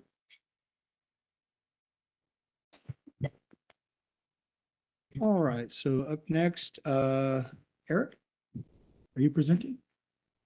Christina? Welcome, Christina. Good morning, Mr. Chair, members of the board. I've got 2 items before you today. I'll try and make it brief. It's been a long morning for all of us. So our first item that I have for you today is approval of the tax rates for 24-25 fiscal year. Revenue and Taxation Code Section 93 requires the counties to levy a tax sufficient to cover the debt service of all voter-approved bonds within the county. So the rates that we presented before you today have been calculated in accordance with that section. I'd be happy to answer any questions that you have. Any questions? No questions. Let's see. You want to take them both up at the same time, Christine, or you want to dig one at a time? I can do whichever is easier for the board. Yeah. You want to go ahead and outline the other one? Okay, so the second item is another one related to tax rates. This one is specifically for railroad properties. We have 2 unitary assessed railroad properties in Kings County. These are properties that are valued by the state and then allocated down to the counties, and we apply a tax rate. We currently have a situation where legal precedents related to taxation of these unitary railroad properties conflicts with Revenue and Taxation Code. The current legal precedence is requiring a tax rate that is calculated by the State Board of Equalization under the provisions of Revenue and Taxation Code Section 11403. This tax rate is also known as the benchmark rate for the county and represents the average countywide rate for the specific counties. The other rate that we have available to us is the unitary rate that is applied to all unitary assessed properties in the county under Section 100 of the Revenue and Taxation Code. So the background behind this issue is we had a lawsuit a few years ago with BNSF Railway that named multiple California counties as the defendants, that claimed that the unitary tax rate under Section 100 exceeded the allowable tax rate under federal law. Kings County reached a settlement agreement with BNSF, and in that settlement, we agreed to utilize the lower benchmark rate that the state BOE calculates rather than our unitary rate. The Federal Ninth Circuit Court of Appeals later upheld that as the appropriate tax rate to be used. But because we now have that legal precedence that contradicts our Revenue Taxation Code, I'm just seeking clarification from the board that the benchmark rate is the appropriate tax rate to apply. Very good, thank you. Any questions on that item? So we're going to take up both items 1 and 2. Correct.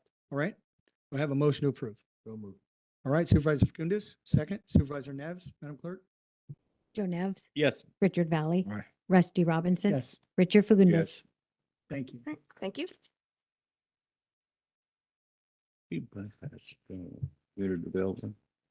All right, up next, Chief, are you presenting or is Abraham presenting? Alexander. Alexander. Good morning, Honorable Board, Vice Chair, members of the community of Kings. Thank you for your time.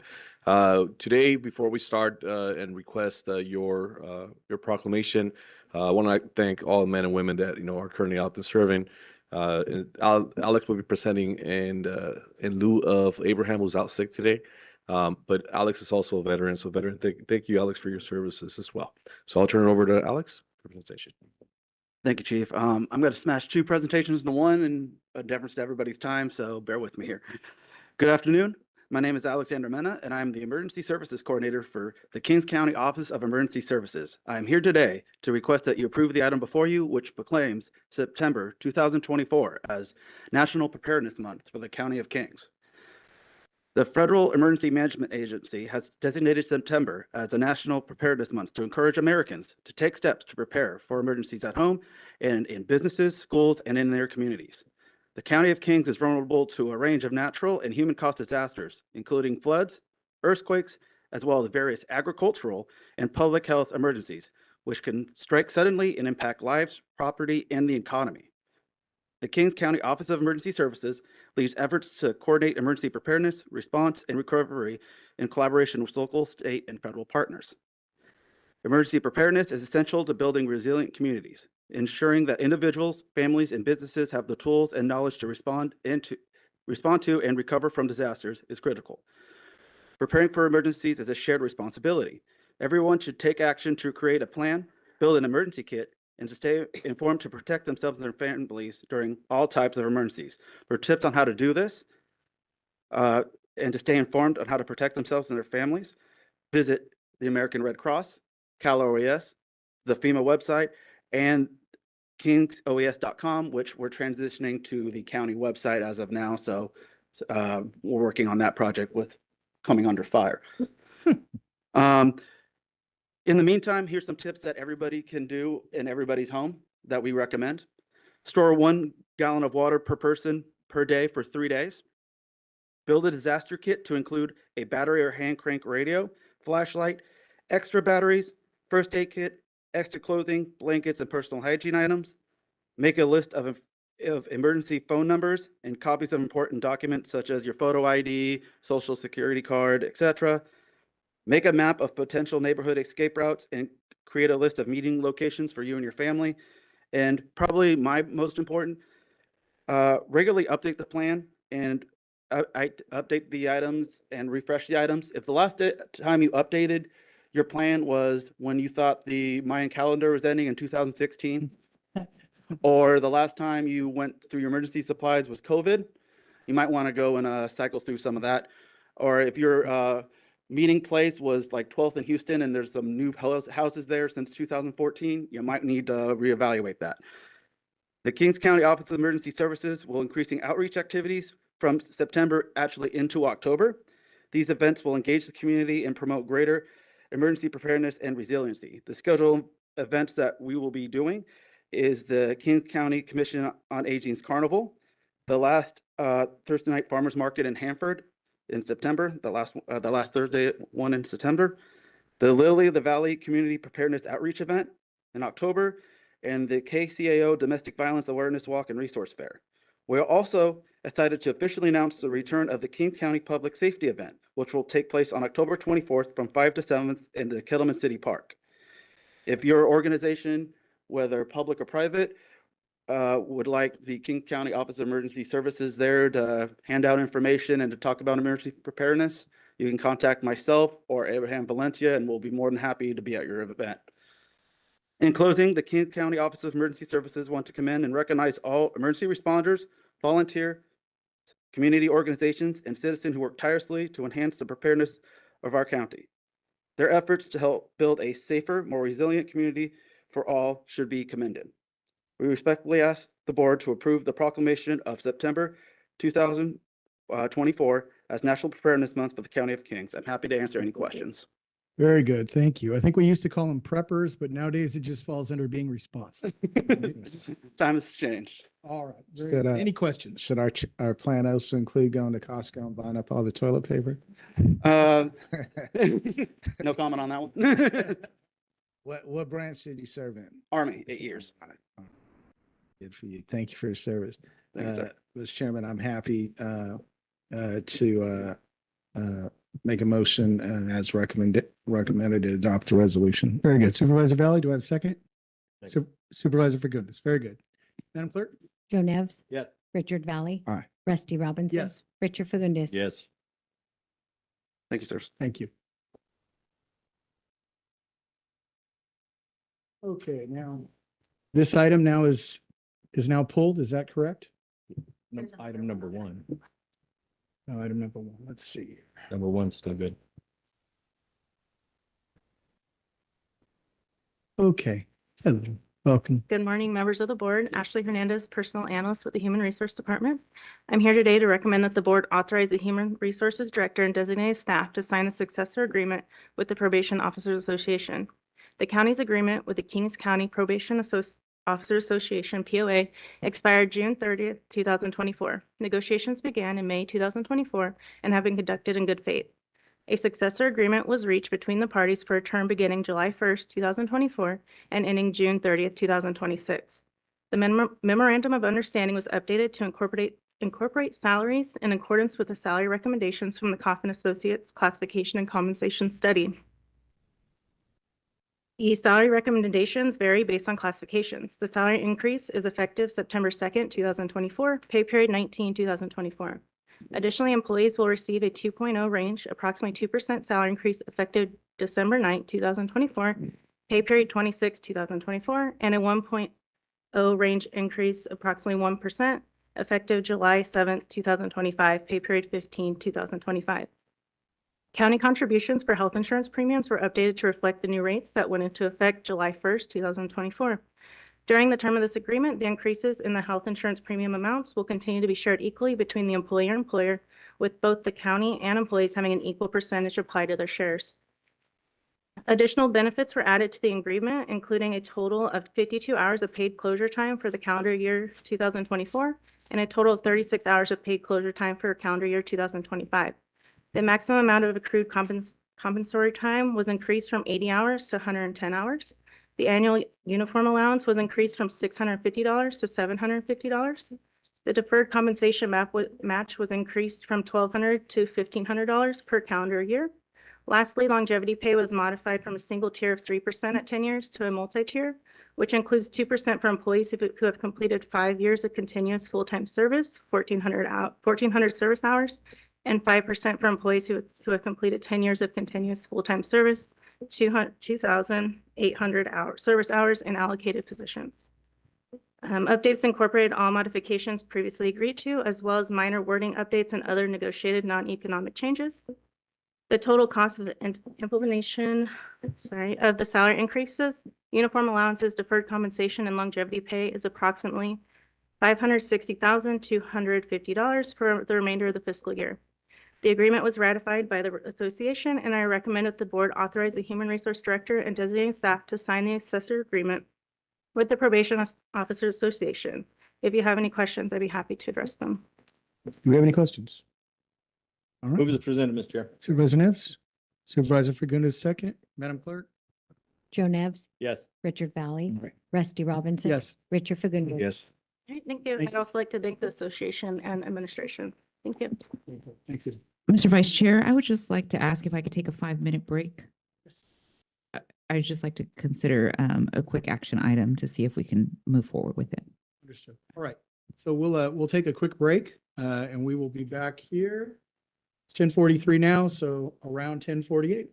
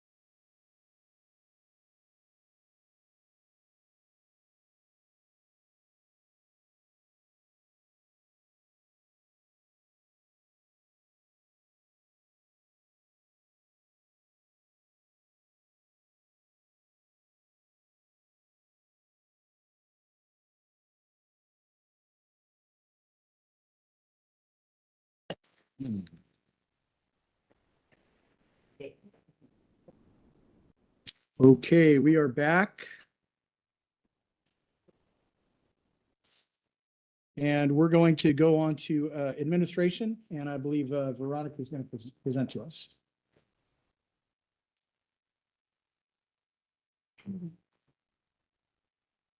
Good morning, board members. My name is Veronica Mello. I'm an administrative analyst here at the County of Kings. On June 26, 2024, your board received the Kings County Civil Grand Jury Report regarding the Assessor Clerk Recorder's Office issues with the recording of documents dated February 2024, and the need for a Kings County Assessor Appeals Board February 2024. Both require a response from the board. The responses from the Assessor Clerk Recorder are prepared for the board to consider using it as its response. The responses drafted for your consideration emphasize the support the board has for the grand jury and the staff at the Assessor Clerk Recorder's Office. The first response regarding issues with the recording of documents February 2024 has a total of 4 findings. The Kings County Assessor Clerk Recorder's Office online presence lacks examples of documents used by the county and city departments, and the requirement to record those legal documents are not available. The recommendation from the grand jury is to include templates and examples of documents frequently used by city and county departments and the requirements that need to be met to record those legal documents on the Kings County website. The response to this finding, general recording requirements are included on the county's website, and staff has routinely provided specific requirements when an issue arises with documents that may be filed. Staff are prohibited from providing legal advice or assisting in document preparation. Recorders' offices do not provide forms or templates. Forms or templates are often provided by local law libraries. The duty of the recorder is to record items presented if they meet recording requirements. There are general recording instructions on the county's website. Finding number 2, county departments in Kings County and cities in Kings County do not have a physical in-house manual of examples and requirements showing how to record legal documents specific to their department. The recommendation, each department should produce its own manual of commonly used documents, templates, examples of those documents, and what information is required, and how it should be presented to be acceptable for the recording in the Kings County Assessor Clerk Recorder's Office. The response to this finding, the board supports the recommendation of in-house manuals.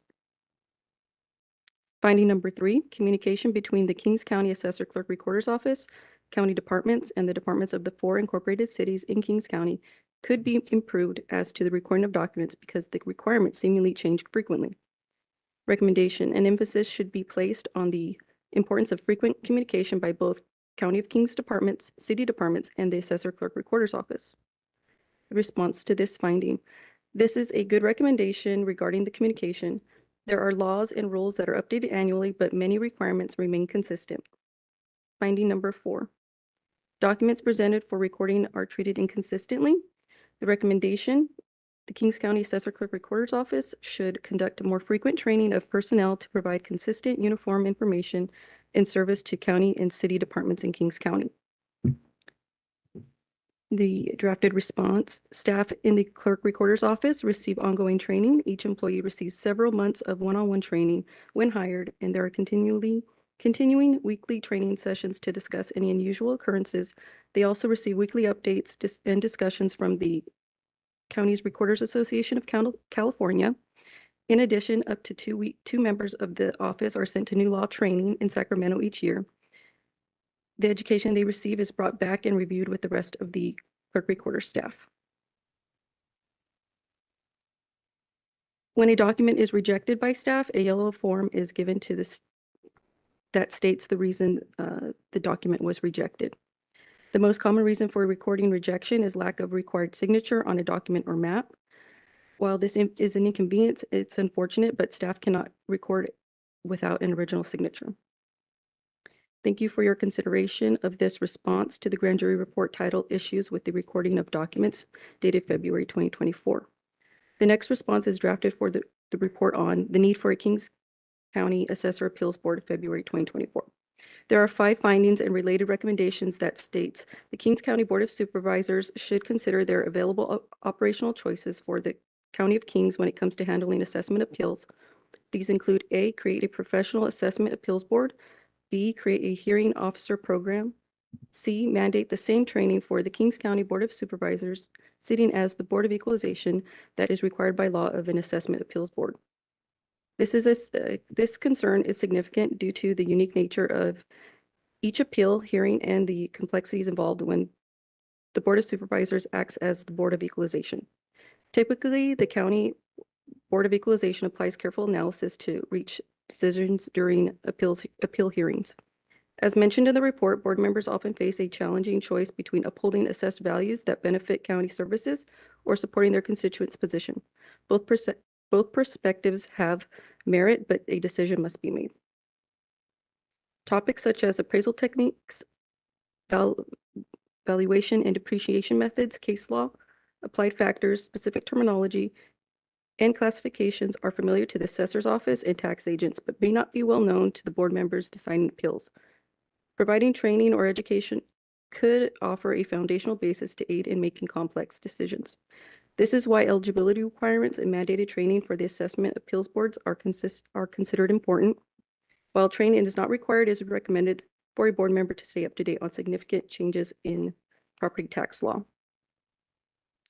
The grand jury proposed the option of establishing a hearing officer program. However, since the appeals in the Kings County rarely involve residential properties or assessments under $500,000, this option might not be practical. Given the county's population of under 200,000, the decision should prioritize the best interest of the county.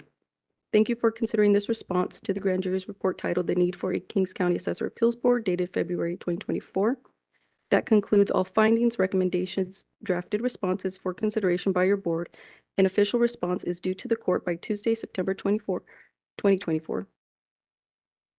With that said, the recommendation before your board this morning is to approve the assessor clerk recorder's response as the board's response to the grand jury report titled "Kings County Assessor Clerk Recorder's Office Issue with Recording of Documents," February 2024. Approve the assessor clerk recorder's response as the board's response to the grand jury report titled "Need for a Kings County Assessor Appeals Board," February 2024. With that, I conclude my presentation. Thank you. Thank you, Veronica. Any questions or comments for Veronica? Supervisor Fagundes? Second, Mr. Chair. Supervisor Valley? Madam Clerk? Joe Nevs, Yes. Richard Valley, Aye. Rusty Robinson, Richard Fagundes. Yes. Thank you. Thank you. Okay. Carrie, you're presenting next. Actually, I'm going to hand it over to Giselle.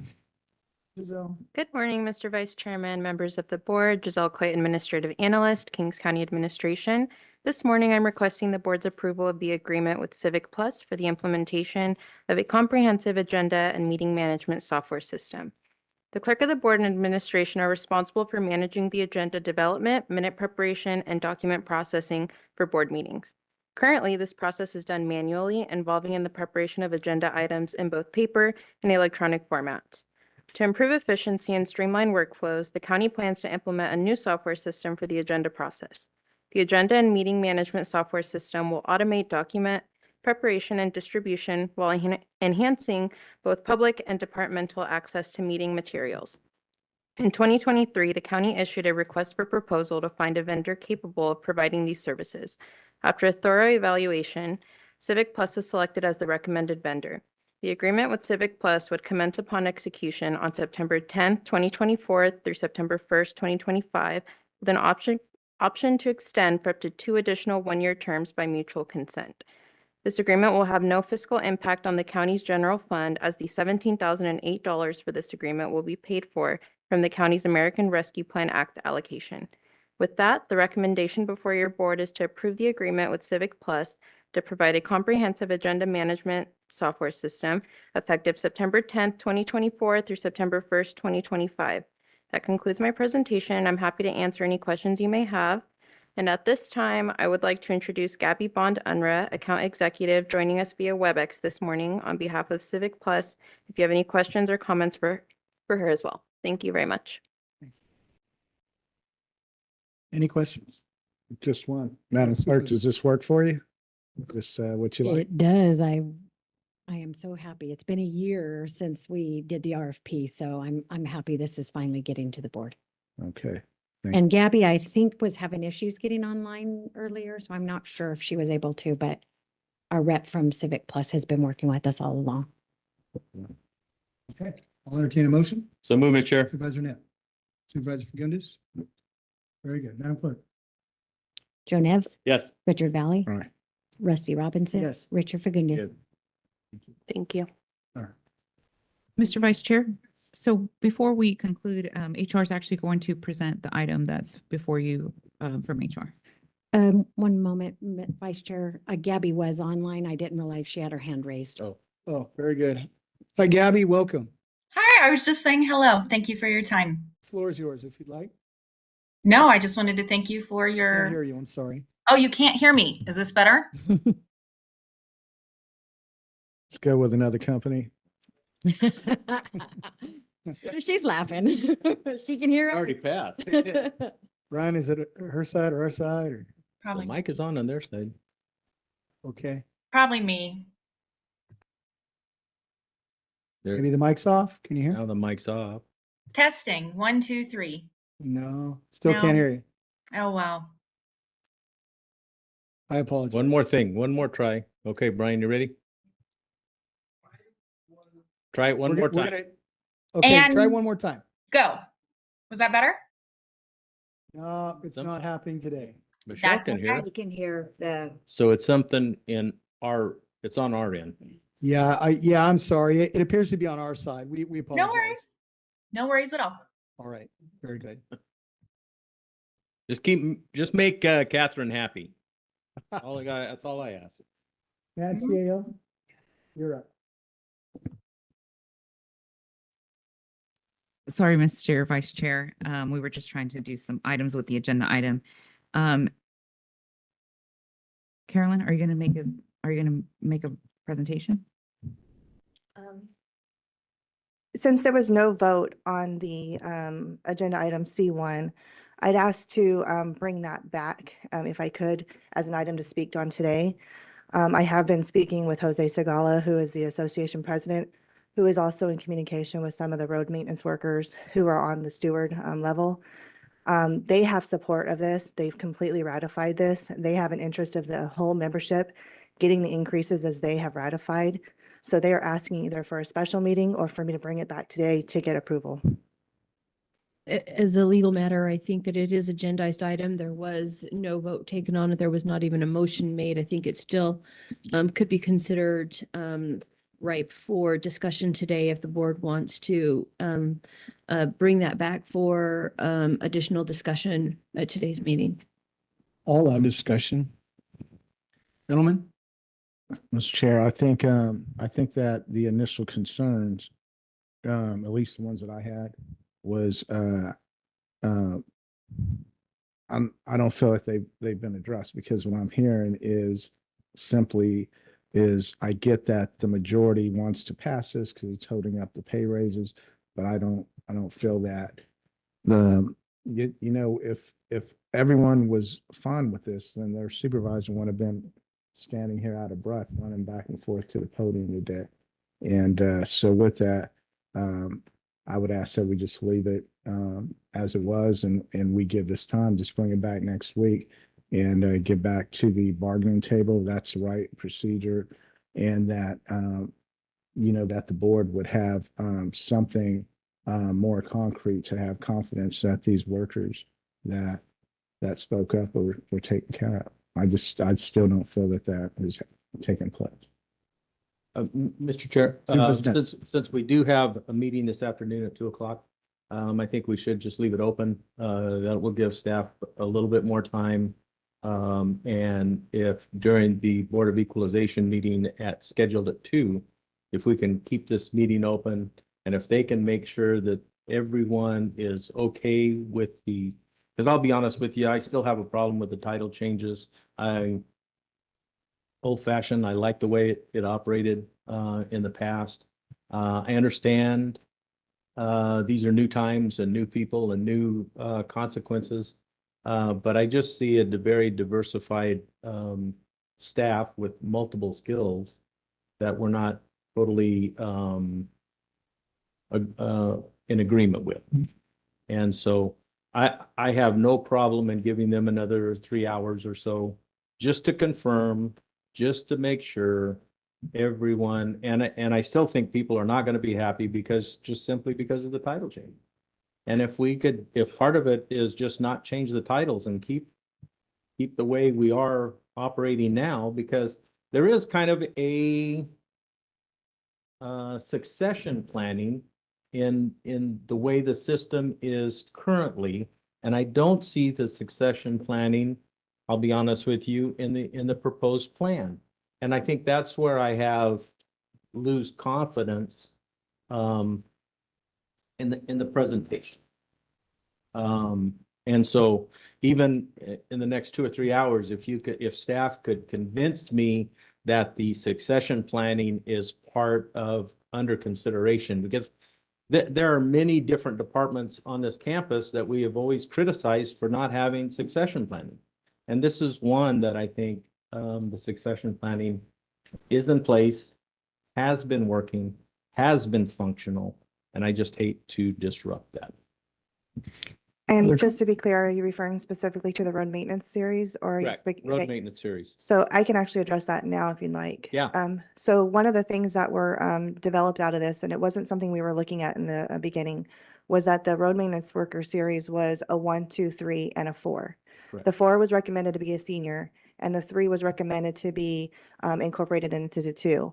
One of the things that was mentioned and highlighted was that he said, my staff do the same thing. So one of the things that Koff recognized was, look, there was no distinguishing characteristics from the 3 to a 2, and that the lead worker was really at that 4 senior level.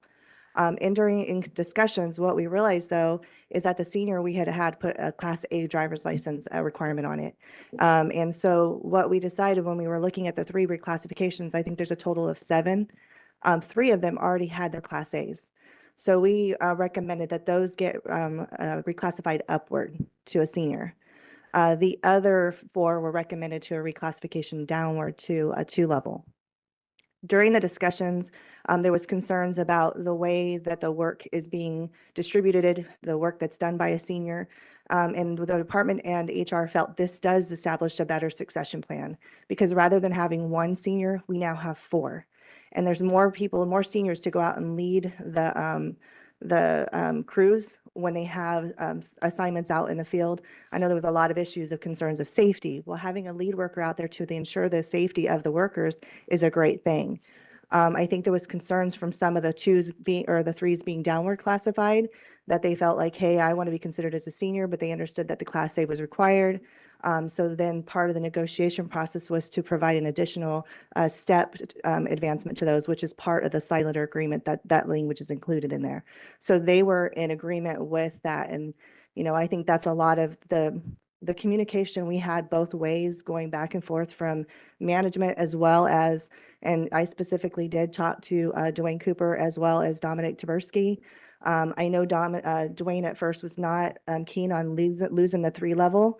But in our conversations, he was amenable to it, and was okay with the way we had talked about it. I know that there was discussions about the 3 individuals going up to a senior and whether or not that work would be distributed appropriately and how would that work, because one person has a truck. But we've been in communication with Dominic. We've already had meetings to discuss how that can be done and ensure that there's a rotation, a process and stuff.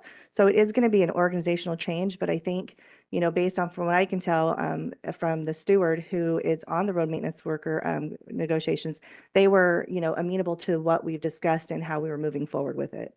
And again, they are ratified. This contract is ratified, and they want to move forward with it. They want to see the increases applied for their membership this pay period. And I agree with you in that the emphasis on the Class A license, I think, is very important, but it shouldn't substitute experience. Mm-hmm.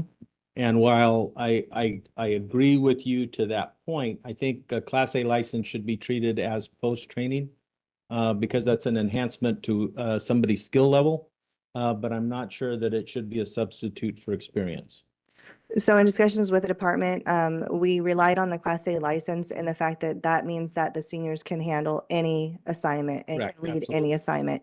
But it is also something I want to let you guys know with any classification study we do, we work with the departments and we are trying to make sure that this is amenable, not just for, because Coffin Associates said, we are absolutely going through the process to ensure that there's, we're hearing from the departments. What are their problems and concerns? How do we see this working long-term with the organizational structure?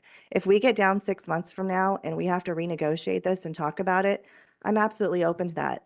But right now we have a ratified agreement, and I'd really like to urge the department or the board to consider the reclassifications, the retitles. The ones that were of question that were retitles were already addressed. And again, the only one that they had concerns about was the senior building maintenance worker. And that classification title remained the same. And I'll add to that road maintenance classification, we actually worked individually with those ones. So they're actually getting a good increase out of it that we worked with the personnel rules. So they're going to be able to be moved up to a higher step than what they're at just because of this change. I do want to note that we did get about 97% approval for the ratification. So that's why it is important. And we're at the end of the pay period this week. And so if we were to approve it, those employees would be eligible for this pay period. Mr. Chairman. Yes. I like Supervisor No's direction on giving this a few hours. I'm not comfortable with the conversation taking place right now because no one else has been notified that we were going to come back and have this conversation. I don't think it's fair for people who were here earlier who were concerned about it, especially Mr. Cooper. And I don't want to see him come sprinting back in here right now again. It's not good for him. So if we're going to bring this up possibly in the afternoon, I would ask that he would be notified so he can take his time and get here and be aware as well. So Madam CAO, is that an offer, option? Can I respond to that? It is an option to continue this meeting to this afternoon. You would not close the meeting then. You would continue it to a time certain this afternoon. So the board will need to identify the time to reconvene.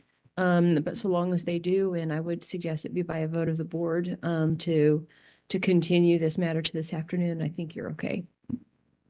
Madam CAO, what's the calendar look like? Are we like 2:30-ish or what do you think? We actually have a Board of Equalization today scheduled already for 2:00, but I don't anticipate it being actually lengthy. So maybe if we can reconvene by 2:30. Isn't it just consent calendar, the 2:00? Correct. Maybe we just list 2:15 so it just pops up. Just put 2:00 or. Yeah. Okay, Yeah. that works. 2:00? Yep. Do I need a motion for that? I recommend a motion. So moved. Second. Okay, Supervisor Nev, Supervisor Valley. Madam Clerk? Joe Nevs, Yes. Richard Valley, Aye. Rusty Robinson, Richard Fagundes. Okay. Thank you, Karen. Thank you. All right, on to board member comments. Supervisor Valley? You go the other end? or- I'll go, sir. I wrote down some notes. One, I just wanted to thank the Parks and Grounds crew for coming out to Corcoran just under 2 weeks ago. They came down, they helped out again with Corcoran District Cemetery. They were able to come through with heavy maintenance equipment that the district doesn't have. Nice touch was they brought the tree trimmer and the truck that shreds all of that, all the trees that they cut down, and the edge, they were able to do very nice deep edge around the headstones. But the point they were able to make was that for 8 hours, a full crew, professional people with professional equipment, they were only able to get half the cemetery done. And that's what the manager of the district cemetery had reached out because he only has two employees. And so when he's working the logistics of funerals and everything, the business associated with the cemetery plus landscaping, there's no way they were ever going to get that place cleaned up. And for our crew to go out there, do a beautiful job, but only be able to get half of it done. I think it highlights there's some work that cemetery district needs to do just on that topic alone. I also want to thank City of Corcoran who came out with personnel, their street sweeper, and they went through all of that at like 5 o'clock in the morning the day after our county folks went and did that. So I do appreciate them. And then I just want to say thank you to staff, all our staff. I've been busy just like you, but I've pretty much been busy on one issue the last week. And I appreciate staff's help, CAO Martinez coming to Corcoran, Fire Chief coming, OES helping out, administrative items that I've asked for help for. I felt supported. I felt that the county resources were there to help because I can't do some of these things all by myself. There's a period of overwhelming, and there's still a sense of that as well. But I think we're taking it day by day, and we're focusing on an issue right now in Corcoran that I'm hoping we'll have some positive news here by the end of the week. If not tonight at Corcoran City Council. I'm hoping for a positive night. And then lastly, for the veterans employees, just as we heard from a lot of veterans today, it reminded me that maybe like 10 years ago, someone had a great idea and took a aerial picture of we assembled all the county employees that were veterans, and is a nice photo. I think it's in our office, but I think that might be a good idea to do that again now that so many years have passed, and it'd be nice to get some of the veterans who weren't here then and get in that group photo and put that out. I think that's nice recognition. And lastly, if things work right with the 5 pillars of freedom, we inputted in the computer program to recognize 9/11, which the official colors are shades of blue. And I think that's to also symbolize the color of what the sky was in New York, the skyline that morning. And so I believe that's the official colors. So I'm hoping at midnight, those 5 pillars change from whatever color they are, and that it works. I just texted one of the artists right now because I remember when we were there the night before we unveiled, him and his staff had the laptops and they were plugging everything in, and we were trying not to forget anything, and we're Googling colors and Googling events and inputting it into the system for those 5 pillars that, as you know, at night, 20 minutes after the sun sets, the lights turn on. So tomorrow should be symbolic. And if it doesn't work, we'll get on the phone with Memphis and we'll fix it. So thank you, Mr. Chair. Nice touch with the 5. Supervisor Fagundes.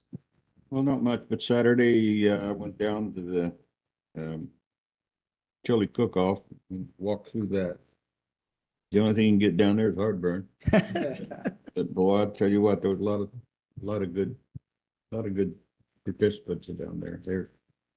I was moseying around the Knights of Columbus booth, and boy, everybody had all kinds of ideas, and they were really pouring it on. Everybody wanted to win. And then Saturday, that was Saturday. Sunday, I helped my wife with one of her little ventures down to MIQ school for the tricultural event. And we did some food down there for them. Everybody had a little bit of everything down there. So it was good. It turned out good. So, Who won the old cherry or the chili cook-off? I don't know. I wasn't down there that long just to kind of make a feeling, but I'll find out. I'll make a phone call. Supervisor Net. Good thing. And unfortunately, I think that was the last chili cook-off. I think, they have decided to, after 42 or 43 years, to suspend that project. It's unfortunate. It's been a good pillar of the community, and it's certainly hate to see it go, but I know it takes a tremendous amount of work and effort and money to be able to do that in downtown Hanford now.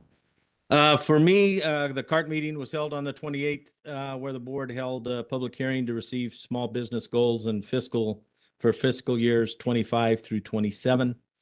We also discussed the Amtrak San Joaquin bus between Hanford and Visalia, mitigation agreement with Caltrans to purchase a service truck, and then the board also awarded a construction contract for the final part of the downtown transit yard, the park and ride lot, which went to Holloway Construction. At the Association of Governments meeting also held on the 28th, we discussed and adopted the State of Good Repair Program list, Federal Transportation Improvement Program, the Air Quality Conformity Analysis. We also talked about the Valley Voice trip where Supervisor Verboen is today. We also received fourth quarter and year-end financial reports. And we also talked about the traffic safety at 6th and 188 and to try to get that discussion going as well. Tomorrow will be 2 weeks. Hopefully we'll start getting some accident reports and figure out what needs to be done at that intersection, especially with the closure of some of the county roads that have been proposed. On the 4th, September 4th, attended the Adventist Health Mobile Clinic ribbon cutting. That expanding the care to a wide range of services through the mobile care clinic fleet of vehicles. And so by adding one more vehicle has the ability to go to many different communities throughout the county. I then made it to Fresno for the Calviva Public Policy Committee meeting on September 4th. Enrollment continues at 435,000, down from the 455,000 that was during the COVID. But at that time, you couldn't disenroll individuals. And now with that, the Medi-Cal managed care population in Fresno, Kings, and Madera counties have the option of going with Anthem Blue Cross, Kaiser, or Calviva. Our enrollment is down a little bit. In Kings County, we are at 38,404, down from 39,665. But again, there's 2 other programs that are now available for individuals to enroll. The incentive programs to incentivize people to be able to get childhood immunizations and well baby clinics and improve some of the efforts in those areas were also discussed. And I continue to announce football at Lemoore High, the Lemoore College for volleyball, and started a new venture with the Kalinga College football. Unfortunately, the game had to be moved to Lemoore because of the Boone fire that was occurring in the Kalinga area. But it was a nice afternoon for that event. And then Kathy and I went to Avenel to participate in the walk to bring awareness to suicide. I also want to thank the Kings County Health Department who has taken over the blood drive outcomes. They reached their goal with this last event on September 5th with 36 pints being collected. The goal of 100 was set earlier in the year, and that goal has been met with 124, with 3 more dates remaining on the calendar for this calendar year. The Battle of the Badges will be coming up on November 5th, 6th, and 7th, a 3-day drive as part of the Battle of the Badges. And so we're really hoping to do well during that time. So if you have an opportunity, roll up your sleeve and give a pint. And then you can have a pint after, and that kind of gains it back up on. With that, thank you, Mr. Chair. Thank you very much. Since our last meeting, I attended the CSAC, which is the California State Assembly of Counties meeting in Sacramento. We discussed a host of issues, but particularly the propositions. And we had to vote on which way CSAC was going to recommend on those issues. So though I didn't agree with all the votes, CSAC did, they voted a yes on Prop 5. They voted Prop 35 a no. Prop 36, a yes, and Prop 4, they voted a yes as well. I was particularly happy on the Prop 36, as I'm an old retail guy, and that increases the penalties on retail theft. I also attended a Right to Life dinner with Jim Caviezel and the Lincoln Reagan dinner. So with that, we will stay open as I understand. But we will go into closed session. Is that correct? Or are we going to address the public hearings? And council? The public hearings? Yeah, aren't they? We have 2 scheduled. I think they were. We're talking about Caltra. Yeah, CalCha. Those are separate meetings. yes, And we will, I recommend that we do go to CalCha and CalPFA Before we go into private. before we go into closed session. And I also want to make it clear on the record, just as the announcement that we will be reconvening the Board of Supervisors meeting at 2 o'clock this afternoon or as soon thereafter as possible. Okay, Mhm. thank you. Then Would you like me to state the board correspondence? Thank you, Mr. Vice Chair. So the board received correspondence dated September 3rd from the Finance Department regarding the addition of the Capital Markets America to the authorized broker dealers. The board received correspondence dated August 30th from the California Highway Patrol regarding a hazardous material incident report that took place on August 30th on State Route 41. And the board received correspondence dated August 26th from the Friends of California Archives regarding a resolution recognizing National Archives Month. The board sent correspondence dated August 28th to the Public Utilities Commission regarding the adoption of emergency shutoff. The board received correspondence dated September 4th from the Santa Rosa Rancheria regarding a charity golf tournament for October 4th. The board received correspondence dated August 28th regarding Gavin Newsom's AB 11168. The board received the Kings County operational area reports for August 19th, August 26th, and September 4th from the Office of Emergency Services. The board received the August 2024 monthly Kings County Investment Pool Transaction Activity Report dated September 4th. For upcoming events, Behavioral Health will host its Veteran Support Group tonight, Tuesday, September 10th from 5:30 to 7:30 at the Veterans Memorial Hall here in Hanford. Behavioral Health will host its Family Member Support Group next Tuesday, September 17th, 5:30 to 7:30 at the Kings Building located on our campus. Behavioral Health will host its first annual Suicide Prevention Annual Walk next Wednesday, September 18th from 10 to 11:30 at the Hanford Civic Park. Kings County Human Services Agency will be hosting its Rodeo Employee Appreciation Picnic for HSA employees on Wednesday, September 18th from 11:30 to 1:30. And the third quarter city county coordinating meeting will be held at the Veterans Memorial Building in Corcoran on September 18th. And lastly, the Kings County Commission on Aging will host its Senior Day on Friday, September 20th at Burris Parks. For upcoming agenda items, we do have a large agenda for September 17th. Administration has 5 items regarding some appointments to the Child Abuse Prevention Coordinating Council, a few letter of support for some bills coming up, the adoption of the fiscal year 24-25 county budget resolution in response to the grand jury report, and an update to the telework policy. The Ag Commissioner has 3 items, some agreements on the bulk citrus regulatory program, and some detection program agreements. Behavioral Health has 2 items, an agreement for Friday Night Live grant and mental health systems agreement. District Attorney has an item on the Victim Witness Grant Assistance Program. Health and has an item on the WIC program agreement. Human Resources has some changes to the Deputy Association Sheriff's Office and the Detentions Deputy Association's MOU.